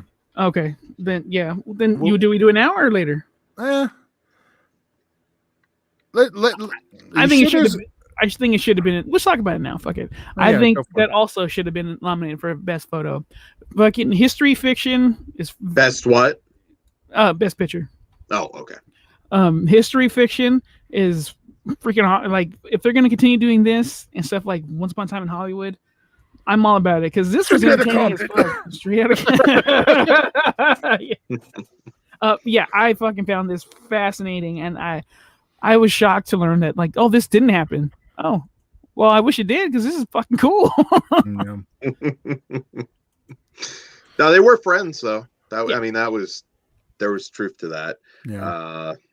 God, what a great Muhammad Ali too. I wanted to see like separate movies for each of these guys' characters. It's its own fucking civil rights universe. Yeah. Sam Cooke getting offed by the hooker in the hotel and all that good stuff. Yeah, I was surprised how much I liked it too. This is one like as soon as it pretty much hit Amazon, I was like, all right, I'm gonna watch it. So I fucked up. I waited. Mind you, like the movie's good, but that song puts it over so fucking hard. Right. Love it. All right. Well, the performance when like I'm gonna actually probably mute you guys when he does perform like on Sunday. All right, well, Pugs, why don't you take both of our screenplay sections and start with the best original? All right, best original screenplay. We have Judas and the Black Messiah, Minari, Promising Young Woman, Sound of Metal, The Trial of the Chicago 7. All right. Dan, why don't you take this one first? So, all right. I really loved Minari. I thought that was a great screenplay. I really dug that movie a lot. So that is my pick. But my prediction to win, and God, does it not belong here for me, in my opinion, is Promising Young Woman. That's probably safe. Yeah, I'm think they will pick Promising Young Women. I've gone back and forth between The Sound of Metal and Trial of the Chicago 7 because I really like them both. Mm-hmm. How is it not adapted screenplay though? That's my only thing. It's adapted for Trial of the Chicago 7. Okay. Well, I don't think it was but I mean, it's adapted based on a specific book. Yeah, I don't know. So. That's see, I kind of think true life events are like, adapted. Yeah, I get what you're saying. Yeah, but it's not straight from like one. I know. Particular. Yeah. I know. I get why it's not, but it kind of feels like they should have those in adapted, not in original. But then One Night in Miami, I'd say would belong in originals too, so it gets confusing. Man,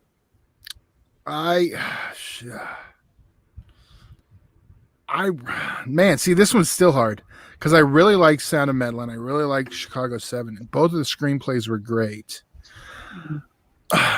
Put me on the spot. You know what? I'm going to pick one. I'm going to pick Trial of the Chicago 7, just so I've at least picked them on something.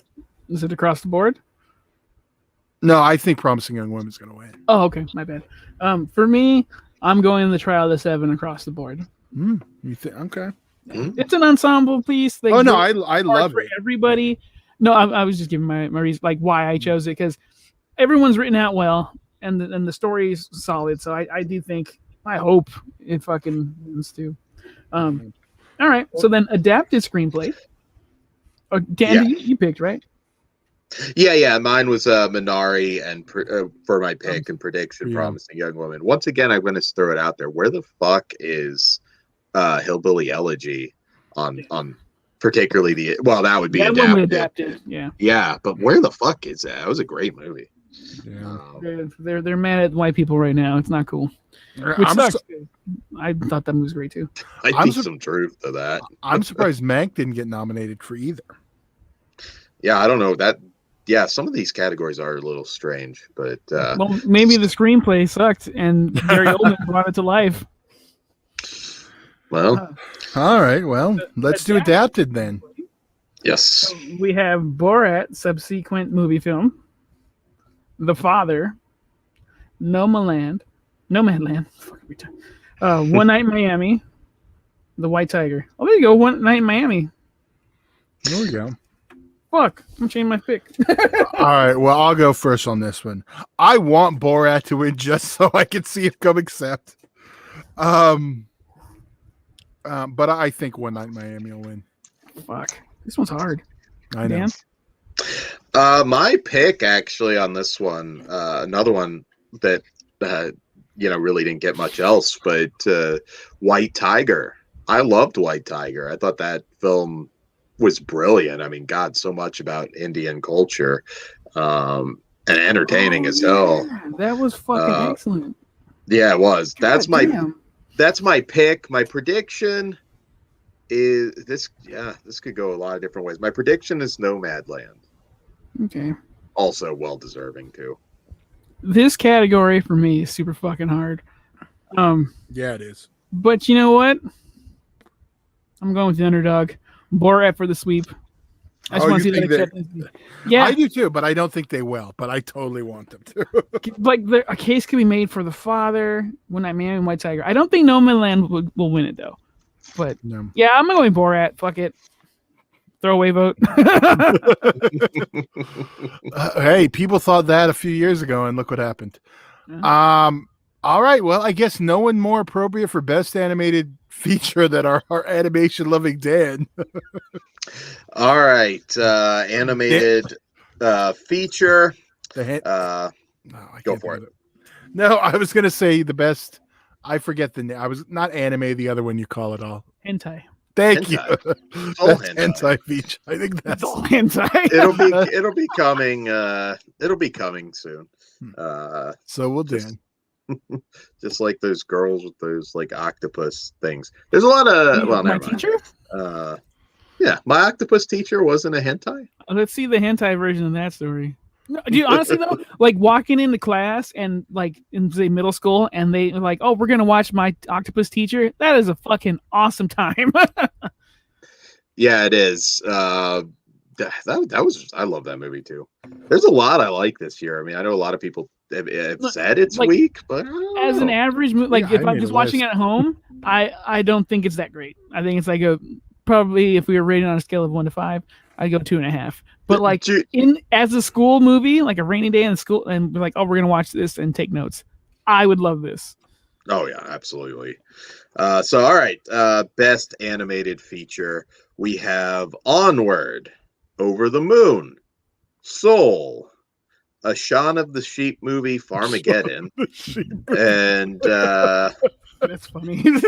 and Wolfwalkers. So my pick is Wolfwalkers for the sweep. I figured you go with Shaun of the Sheep. You got one. My nieces and nephews really weren't into those, but I remember watching one with them and thought it was actually pretty decent. Okay. I'm gonna tell you what my kid watched that movie, and the when I was the last time in the last like 2 days, maybe 8. Yeah, it was probably 3 days, about 8 times. He loved that fucking movie. But one I had to watch just as much was Onward, and I actually really liked that one, and I think that one will win.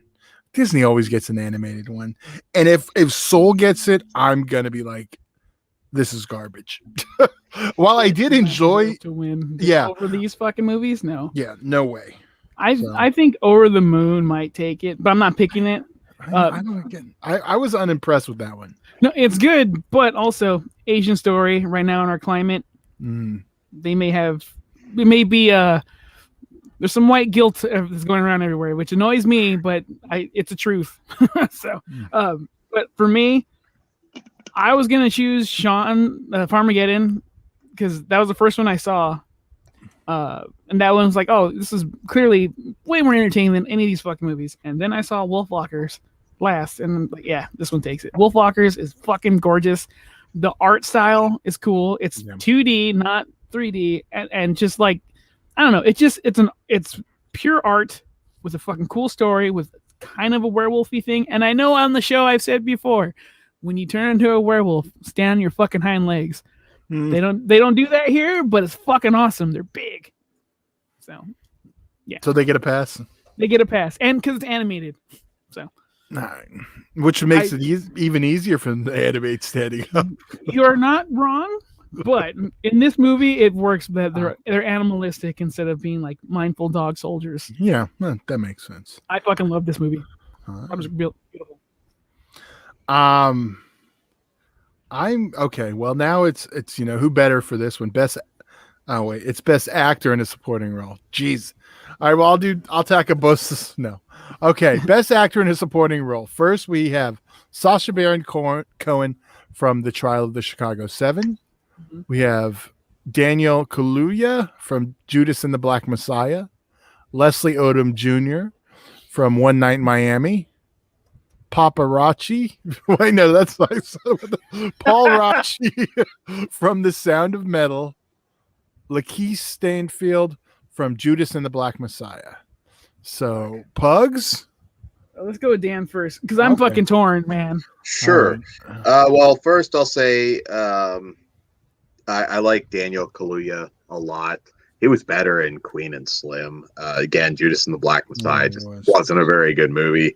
My pick here is Paul Raci for Sound of Metal. I thought he was so good. Yeah, that you're scene right. where Riz Ahmed, is like kind of showing him what he did with the procedure and asking him for money.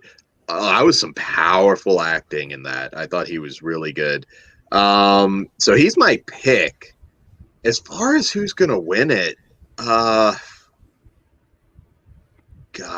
this is hard. I don't know that they're going to give it to Sasha. I'm going to go my pick, Leslie Odom Jr. for what, or my prediction, Leslie Odom Jr. for One Night in Miami. But my pick is definitely Paul Ratchie. All right. Well, I'm going with the same reason I did the other one. I'm picking Sacha Baron Cohen because I simply want to see him accepted. But I think Paul Ratchie is going to get for Sound of Metal. Right on. I was going back and forth between fucking Leslie Odom and Borat. I decided I'm gonna choose Sacha Baron Cohen because he did disappear in that role for a little bit. Yeah. So even I'll be happy to be wrong if Leslie wins, but I'm going Sasha. All right. Well, now we're to the appropriate one for Dan. Dan, give us Best Actress in a Leading Role. Best Actress in a Leading Role. Oh, wait. Sorry. I scrolled up one too many. Best Actress in a Supporting Role. Thank you, Pugs. All right. So Best Actress in a Supporting Role, we have Maria Bakalova for Borat 2. We have Glenn Close for Hillbilly Elegy. Olivia Colman for The Father. Amanda Seyfried for Mank. And Yoo Jung-yeon for Minari. All right, so Glenn Close has been just ripped off many a years.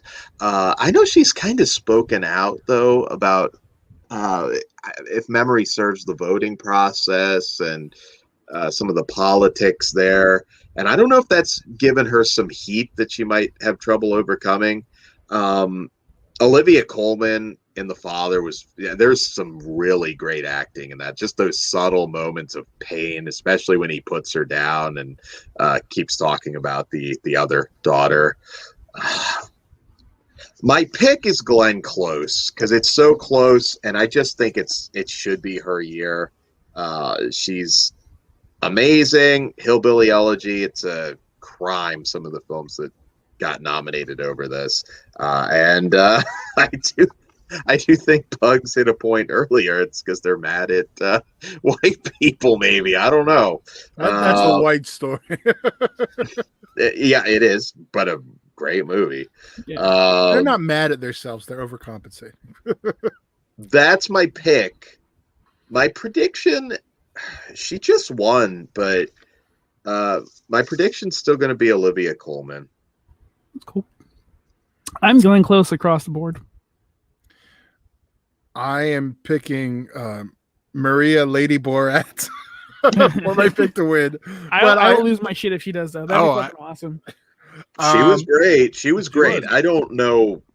And that's kind of like I would have nominated. They just want to. But The Academy would just love a reason to show that clip. from the hotel room. So that would be hilarious. But yeah, I think Glenn Close will get it. Mm-hmm. I think it's her time. All right, so now it's Pugs and Best Supporting, Best Actor in a Supporting role. Wait, what? It should be Best Actor then, if that's the case. Best Actress. Wait. You did Best Supporting Actor. We're on Best Actress, I believe. Thank you. Best Actress in a Leading Role. I keep highlighting and screwing it up. This should have been Dan's category, but Actress in a Leading Role. We have Viola Davis for Ma Rainey's Black Bottom. Andra Day. For the United States versus Billie Holiday. Vanessa Kirby, Pieces of a Woman. Frances McDormand, Nomadland. And then Casey Mulligan for Promising Young Woman. Well, there's Dan's pick. Spoiler. This one's also fucking super hard. I didn't mark anything down on this one. Because I still don't know. I'll give you the two that I think are the strongest performances. Fucking Vanessa Kirby and Viola Davis. Vanessa Kirby absolutely was amazing. Pieces of a Woman, we haven't really talked about that one tonight, but that was not an easy role to play. And we will. You want to talk about that now, or go over what we're picking now? Because we haven't talked about that one or Billie Holiday at all. So we should let's talk about those since we're going to get into it. This may be the hardest category. Yeah, it's hard, but only between those two. Because I don't think, as good as she did playing Billie Holiday, that movie as a whole made sense why it's not in the fucking final. To me, why it's not like nominated for Best Picture, and why this is a fucking great made for TV movie. But like, if I would have gone to the theater and saw this, I'm like, this is kind of fucking shit. It's a Hulu movie. They left a lot on the table, like they didn't touch upon her Frank Sinatra shit, and like that bummed me out. But like, the story of Strange Fruit is fucking awesome. They focus more though, like you said, on that and the harassment that she got.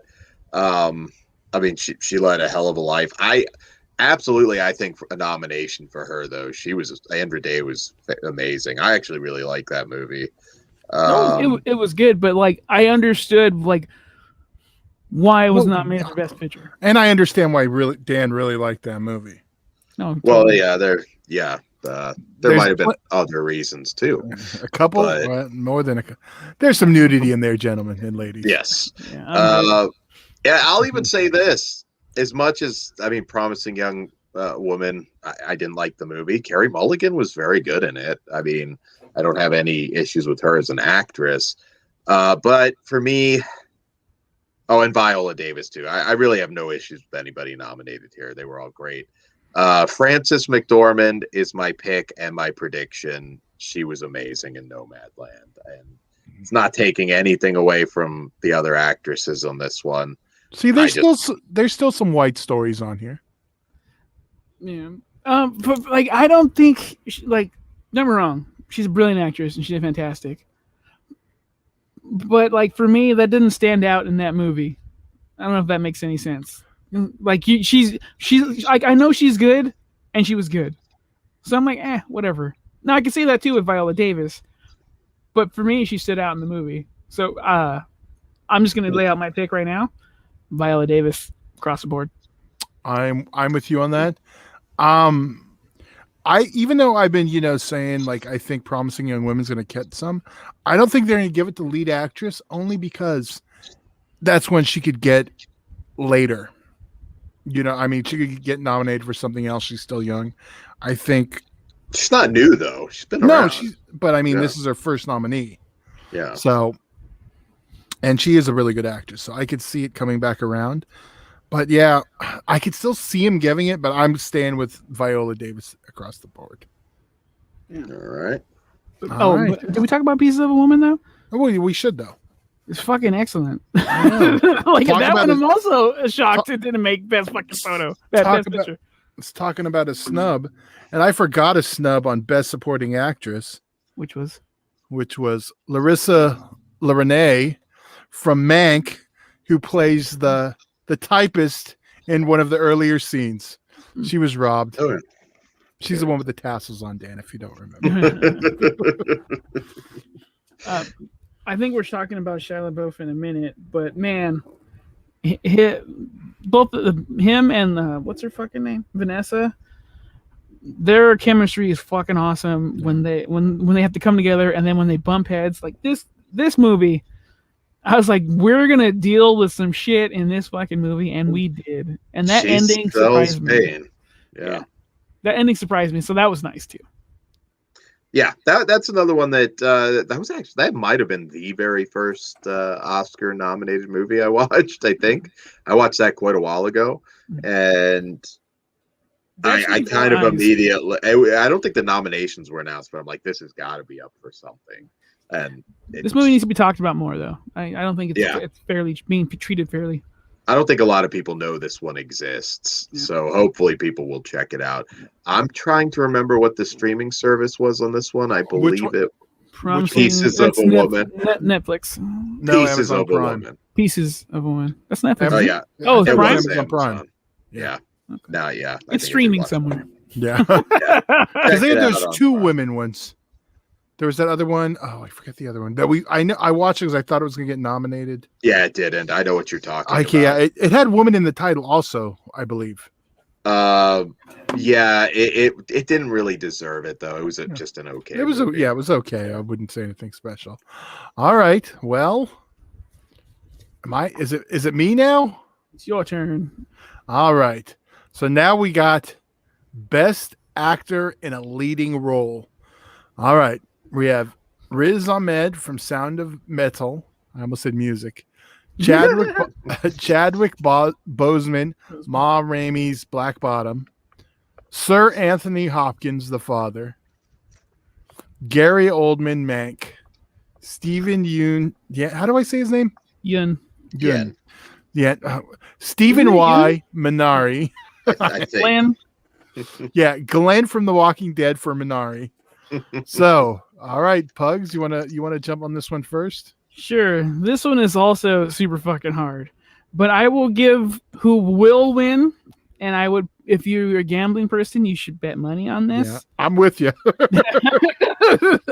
And fucking Wakanda Forever, because Chadwick Boseman's gonna win this post-mortem. Oh my god. So yeah. And I'm not saying he doesn't deserve it, but it's a little weighted.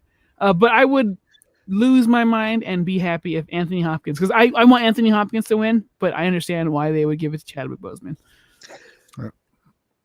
Dan? So my pick is Gary Oldman. That's who I think deserves it the most. He has won recently, so doesn't matter. My prediction is definitely Chadwick Boseman, and he was great in that role, particularly towards his final scene in that. But I got to be honest, and it really should. The vote shouldn't go for that reason. I mean, Chadwick Boseman was a great actor. He's never gonna have another chance to do something else. So I get that, but I don't think that should really matter. I know that might sound harsh. I know someone someone in the DC universe I don't think should have won an award post. Yeah, I'm talking about. Yeah, see, I get heat for saying that, but I'd have to go back and look at. I think he deserves an Oscar, but not for that movie. You are tripping, sir. I think that was that one I can make a case for. I can't remember who he was up against. I'd have to look, but Chadwick Boseman, if he were alive, is not winning this. He should have got it for Black Panther over this. I'll be honest. That was a better role. But I mean, no, it was a great role. This one was not. He would not win otherwise. But he is my prediction. I think they're going to do it. Oh yeah, I'm 100% with you on that. The reason why he doesn't stand out too is because he's acting against Viola Davis, and she's gonna smoke that motherfucker because she's awesome. But again, Chadwick Boseman, fucking awesome. R.I.P. He would have gotten it for something else, but. And I think seeing him skinny is gonna put that in everyone's head that votes, because you could tell he's already sick. And I do think though that this should have been nominated for Best Picture, even though it wasn't, because this one I was like, this is the one I felt was a play, and then it's based on a play. I'm like, oh, that's awesome, but they captured everything so cool. I'm shocked at how much I like fucking Ma Rainey. I am too. Yeah. She was cool as fuck. I wanted to drink a Coke with her. She's awesome. With her fucking whatever happened to Baby Jane blackface. I'm with you guys. Black Panther's gonna win. But I pick Gary Oldman. Okay. Really, I'm the only one giving love to fucking Sir Anthony Hopkins because he's playing a person with convincingly with you know what? Whatever. He is actually, that is probably the best. Fuck. Not to change your vote, but I'm just like, I know, but now it's Gary Oldman. I mean, that's my pick. But Gary Oldman's playing. Yeah, but it's Anthony Hopkins. That's the problem. Hopkins. I think the fact that it's in a movie-based movie is what gives Oldman the leg up. I wouldn't be shocked if Hopkins wins, but actually, this is one. I'll be shocked if anybody else except fucking Chadwick Boseman is winning it. They're just going to give it to him. Gone. No, is that why? I thought you were going to say something else. No, that was a few years dead. He's dead. They're going to give it to him. I mean, and you know what, right, Dan? I'm almost 100%. I'm like 99.9, but that said, if anyone else in that category won, yes, I'd be surprised, but I wouldn't be upset. I think everyone in that category has a strong performance. You know who's the Oh, most yeah. mad? Steven Glenn. Like, really, this was my year, and this fucker had to go and die. I don't think he would have won. I mean, he was really good, but I just don't. Had there They're been like- nobody else, They're like, yeah. last year we're good. I- So well, I'm thinking about- but they didn't get blamed for a fucking thing going around, unlike this past year. So yeah, that's true. and stop it if you're one of those and you're a fan. You hang out with us. Don't do that. Leave him alone. Yeah. All right, we're getting to the big ones. What are The big one. I think it's just the big one. Yeah, it's the big We one, just- I believe. Oh, all right. Well, Dan, do the honors. All right. So Wait. No, we have two. We have best director and then Oh, my best bad. picture. Yeah. You guys leapfrogged. my bad. All right, go for Um, best director, please, Dan. All right. So best directing, we have Another Round, Mank, Minari, and Promising Young Woman. All right.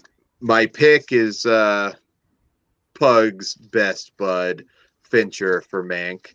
And that's also my prediction. I'm gonna go with that one.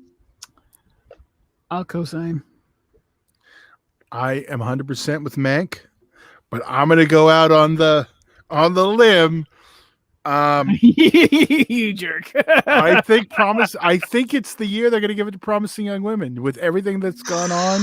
I think they're going to do it.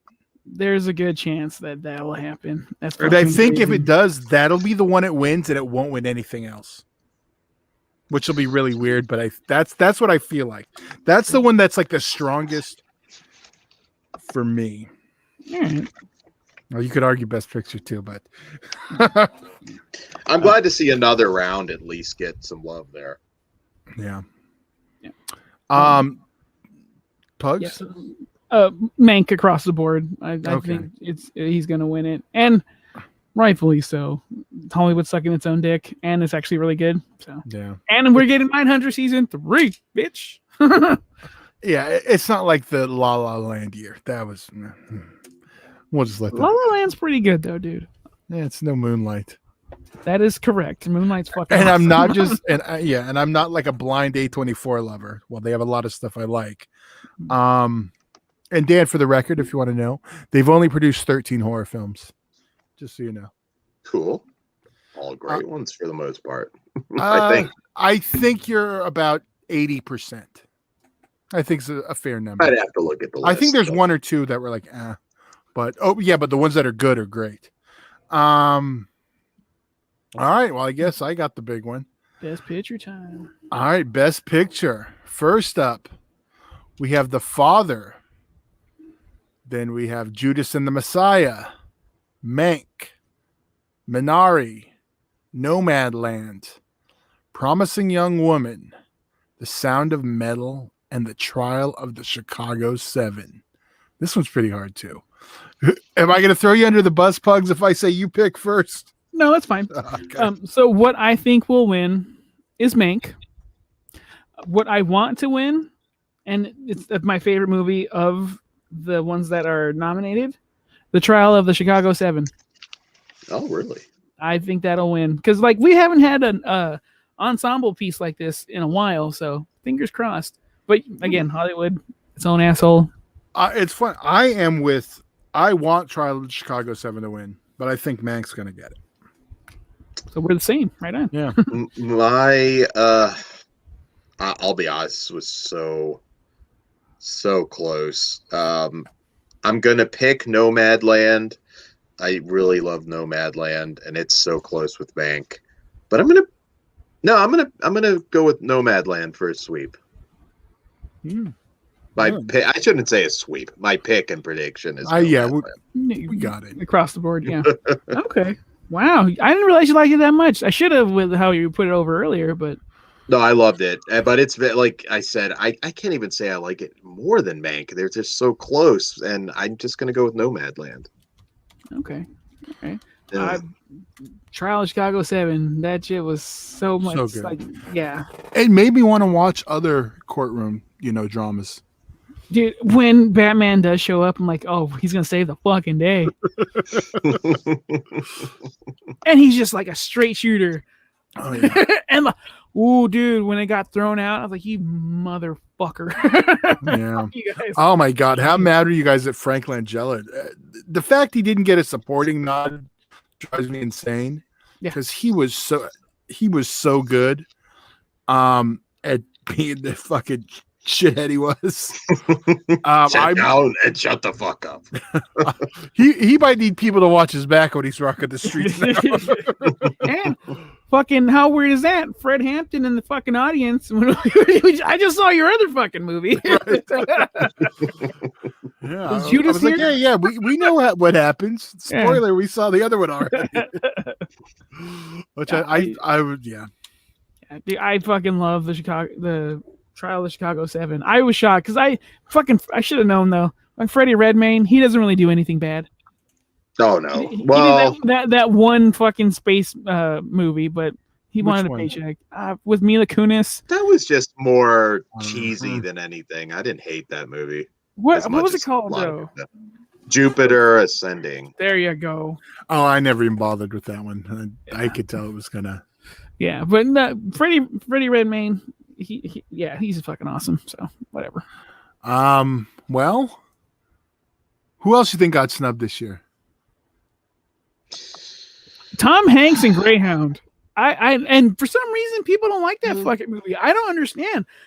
It delivered exactly what it promised, and it delivered it awesome. And by the time Tom Hanks was done with that fucking movie, his standing that entire time, his feet bloody as fuck, and like, I loved it. I saw it twice. It's fucking great. Greyhound for me. Yeah, Absolutely. Dan. Anything jumps out that you? I don't know if I have any that. I mean, this is really more a year for me that there were certain things that I didn't think belonged in there, but yeah, no like glaring snubs, I guess, that are off the top of my head. But then you say you think it was a strong year, or what? It was a strong year, but Shia LaBeouf. yeah, that's definitely one. you could make a case for him. Yeah, Did he get nominated last year for Honey Boy? no, not him. I don't believe. I don't think Hollywood likes him. They don't. Yeah, I think he's burned some bridges for sure. No. I mean, he still works at least. Well, once but- Michael Bay gets in trouble, then then we'll see him and what's her name all over the place, Megan Fox. Although she's aged out. But Nomadland and Mank are strong contenders any year. For me. Yeah. Like as much as I loved Mank, I equally love Trial of the Chicago 7. I also like movies of like old, Hollywood and old LA. Like, and by that now I'm at the point I'm watching 90s movies to see old LA and old Hollywood, because that's like been 30 years. I've been on a 90s kick lately. So it's nice though, because a lot of the 90s horror stuff and action stuff's hitting a lot thanks to Vinegar Syndrome. Scorpion's doing quite a bit too, but Kino. So easier to do that now. But so there's nothing else anyone's got jumping out. Dan? Nothing that jumps to mind. No. Even horror related. No. Well, I don't think I anything could that's always go horror related, but I can't say it's a snub because they just don't usually. But Okay, well let me ask you this: if a horror movie got promising a woman's spot, what horror movie? this year, I would say Mine's an easy answer. you could make a case for the lead in Saint Maud. Not that again would never happen, but I loved her. I think that would qualify for this year. Again, this year's a little confusing. I know. because We'll see. Because things isn't it were like delayed and it's extended? It's a Yeah, weird they one. extended it a little bit. I would go, and I'm thinking this is where Todd was going too. Invisible Man. yeah, Elizabeth Moss, not the movie though. Like would say I both. can't say the movie deserved like Best Picture, but I I mean can. there's more flaws in the script when I watched it again. Now, I love that movie though. It's like I'm not dumping on it. It's just but Elizabeth Moss, I co-sign on that. She certainly would deserve it. Even what's his ass from Haunting of Hill House, the guy who played the Invisible Man. He could have got Best Supporting because he was a fucking piece of shit. And that a nomination, I wouldn't say a win, but nomination, sure. Right. But yeah, I'd actually say the lead in Saint Maud. She was okay. But my actual question was, what would you replace in Best Picture? Invisible Man. No, I know you said that, but Dan didn't. He said he would have. So would you put Saint Maud in that spot? Just about anything, but I'll go with Saint Maud. Okay. Well, I'm not going to give you shit for that because mine is going to be what I thought the best film of last year was, and that is Shakespeare's Shitstorm. I was going to say. It is a crime Lloyd Kaufman has not been nominated for anything yet. He better get something for his Suicide Squad cameo, which if you haven't seen, it's in the trailer. If you pay attention, you can see it for a split second. So I don't know. That's kind of a spoiler for me. I wasn't very happy, but now I know where to look for him. So, all right, that's cool. Yeah, if you thought I was going to be serious, yeah, I don't know. Literally, I can't think of anything else I really liked last year that I'd say. Yeah, so I'm picking my favorite movie of last year. Yeah, more outrage this year with some of the nominations than snubs. Yeah. I think it was a different case the last couple of years, but yeah. I don't know. I don't know what everyone else thinks. If there's anyone out there who's, got something like we didn't cover or got a strong opinion on one. I fucking can't think of any, so help us out. Let us know. Yeah, I think there were strong movies in this year, but I don't think it's been the strongest year. The fact that there's so many we're like, I don't know which one. I don't know if that's a stronger year or weaker year because something's not jumping out. I mean, there's no Titanic or anything. So fair enough. Yeah, and I use like a 30-year-old reference at this point. It does still hold one of the records of being the most winning. It's 3 movies. What is it? Titanic, Return of the King. What's the other one? Yeah, Return of the King cleaned up more. Greatest acceptance speech ever. Yeah, we got Dead Alive, Meet the Feebles. Was it Ben-Hur? Oh, the other 3. I'm gonna look it up real quick. Yeah, I popped so hard when he name dropped his good films. Still never seen Return of the King. Good films. You're crazy. To me, the best, perfect, greatest Peter Jackson film. I know if Kruger was here, he'd say King Kong. For me, Frighteners, 100%. Frighteners is the shit. It combines both of the worlds. It's like 100% his like transition movie. And even on the Laserdisc set, if it wasn't way over there, I'd pull it out. Even has this first 4-hour documentary on the making of it on there. You can make a case. I mean, I'm not going to argue anything Peter Jackson. I love Peter Jackson. I will say for his King Kong, it was a little longer than it had to be, though. I agree. A lot longer than it had to be. But I mean, I like the movie. Yeah, I know, I do too. But see, I'm the one who's my definitive Kong, or like my Kong movie is the 76 one because that's the age I was. I wasn't. I was born that year, but that's the first one that was in heavy rotation at the time. Coming to Blu-ray soon. Yeah. Okay. It's Ben-Hur, Titanic, and Lord of the Rings: Return of the King. They'll have 11 wins. Oh, 3-way tie. Yeah. That's cool. I don't know. I know this is a little bit shorter. Last year we had to take 2 shows to cover everything. I think our format this year worked better. Nailed it. Only took 4 fucking years. Well, our first year, I think we focused on the big categories, and it's kind of grown since over there. I think if this could have been a 2-day event, if I think there's some go to the theaters and shit. Yeah. And more options. Yeah. There was a lot of cramming this year though, because which is not normal. So next year, hopefully, we'll be back to normal and be able to like, even though you still got to cram a bit because they drop everything in the same goddamn 2 months. Yeah, there's always like cramming, but this year was like insane. I mean, I swear I watched like 30 things just in the last month. I am up to. You want to know how many movies I'm up to so far this year? Hell yeah. All right, let me do a tally. Jesus, what was your tally from 2020? Like that was 1,300. ginormous. My Which makes sense, but my 2020, I watched 1,164 movies. That's close. Right on. This year so far, any guesses? I'm gonna go with around 300. 400.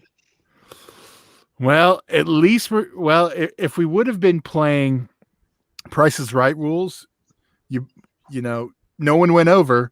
So Dan's the closest at 454. Nice. We are at the end of April. This year is going fast. It is. Yeah. But for an example, in 2019, my movie watching record was 530. Slacker numbers. What? Well, 2018 I have 649. All right. But then I go back to 2017 with 370. 2016 with 281. And the first year I did it on my gimmick. 2015 278. You've improved. Well, I don't know about that. I think once the world opens back up, my numbers might level out a bit more. Yeah. I'm sure I'll still break 1,000 this year, but I have no idea what mine's definitely for 2020 was not as high as yours, but it had to be pretty fucking high. I'm just waiting to get back to the theaters. I'm still undecided if I'm going to see Mortal Kombat in Dolby Vision. I'm on the fence. I have the ticket, but it doesn't mean I won't cancel it. You've had number 2, right? Shot number 2? No, I will have number 2 tomorrow, but it takes 2 weeks to kick in. But 2 weeks after April 30th, I am back in action. So yeah, no, I'm the same way. I'm if I go to I'm not doing 3 a week until I'm 100%, like till after the 2 weeks. Yeah, but I'm already ready. Oh, I'm ready. Fucking yeah. So that's a good spot to just say, hey guys, go back to the movies now when you can. When it's support the movies. Yeah, once you're they better not get rid of my buffer seats because I'm loving that. You know what's going to be really tough because I'm on a somewhat hardcore diet right now. That is going to be tough. I was thinking the same thing too. But I'm not going to do it. I mean, I'm going to. Well, I still, whenever you rejoin, I'm sure that they went through it. You should have a free birthday popcorn and birthday drink. Just giving you the heads up. So yeah, I'll bring it home. But I'm not a popcorn guy. Never have been. Yeah. Well, then whenever you go and get, because it's, free drink, free popcorn on your birthday. And since everyone's birthday got missed last year, everyone gets them and then they expire in a certain amount of time. But yeah. So keep an eye about that and take the popcorn home to your mom or dad. I'll tell you guys, water. Like I have been working out pretty hard, but water makes a huge difference. It does. Yeah. So right. Yeah. All right. Dan's dieting tips next week. Yeah. There you Shall go. we wrap this baby up and throw her in the river? I think that's a good idea. Absolutely. So, guys, pieces of a woman. Be sure to check out our Teespring store. You can get the link right through fleshwoundfeatures.com, and we're Flesh Wound Features on Teespring. So, however you got to get to it. Remember, some of these are limited, and you will get an early shot at them on our Patreon, which all starts at just $1. Patreon.com/fleshwoundfeatures for early, uncensored, and original content. There is for you non-audio listeners. You can see the shirts now. The ILF shirt. And then I turn it off right as Dan says you can see it. My bad. Is awesome. Also, Bloomhouse. Can't forget that one. Dan needs to be wearing it. Yeah. Bloomhouse. I think I've got some idea. We're going to get even more Bloomhouse shirts. We're gonna do one for like every movie at some point. I will The figure it Invisible out. Dan done. Just my hat. That's I need a screen cap of that face. Okay, so here's the thing. I want the old school bandages though with the hat. It's not really Bloomhouse. That technically be So what? It's still funny. The Invisible Dan. We'll make it happen. Oh fuck! All right, that coming soon. We just announced it. And then I got another one. I got to do. We got a couple. We got a couple designs. Some in the works. Check that out. Also, like, share, subscribe, and smash that notification bell here on YouTube. Molest that bell, please. Yeah, we appreciate the likes. I know a lot of you listen. We're very appreciative for that. But if you can hit that like and that notification bell, that makes all the difference. So, yeah. So we'll see you back here for the watch along, and we'll see how accurate we were. And then tomorrow we got coming up Too Extreme for the Mainstream, a review of House of Flesh Mannequins and 29 Needles. Ooh. And then that might be Friday. I'm not sure because the Mortal Kombat show got moved to Saturday, but so we will be talking news Mortal to me. Kombat. Yeah, it broke during recording, so we'll okay. We're gonna lock it. We'll have the Mortal Kombat show this week, so we will talk about Mortal Kombat before the new week. Depending on the time, I may not be on. we'll talk. I gotta line up people now because the time shift. Yeah, I don't know what we got. Some other stuff. We got some other full moon stuff coming up. For the record, I've still not. You see no box set here. He's staying strong. I'm not the biggest Evil Bong fan, but 180 is just a little steep. I know it adds up the movies. And you know what? You know what? I've never been like I don't even get it. But I realized how much full moon shit I have because I have the replicas. I have like the Evil Bong. It's like I didn't realize I had this. It's just because it's full moon, Todd.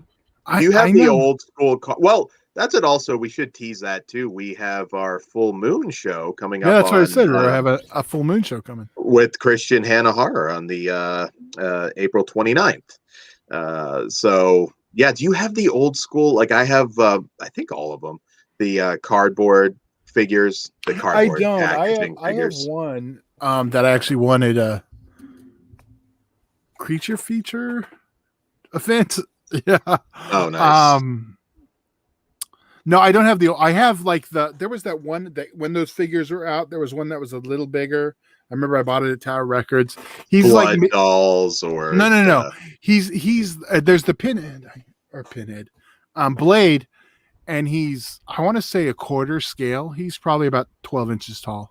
Yeah, I don't have that. I don't have all of the new stuff, but newer stuff. But I actually have more full moon than I realize when I go over it. We'll show off some of the merch. Oh yeah, we'll definitely set up for that one.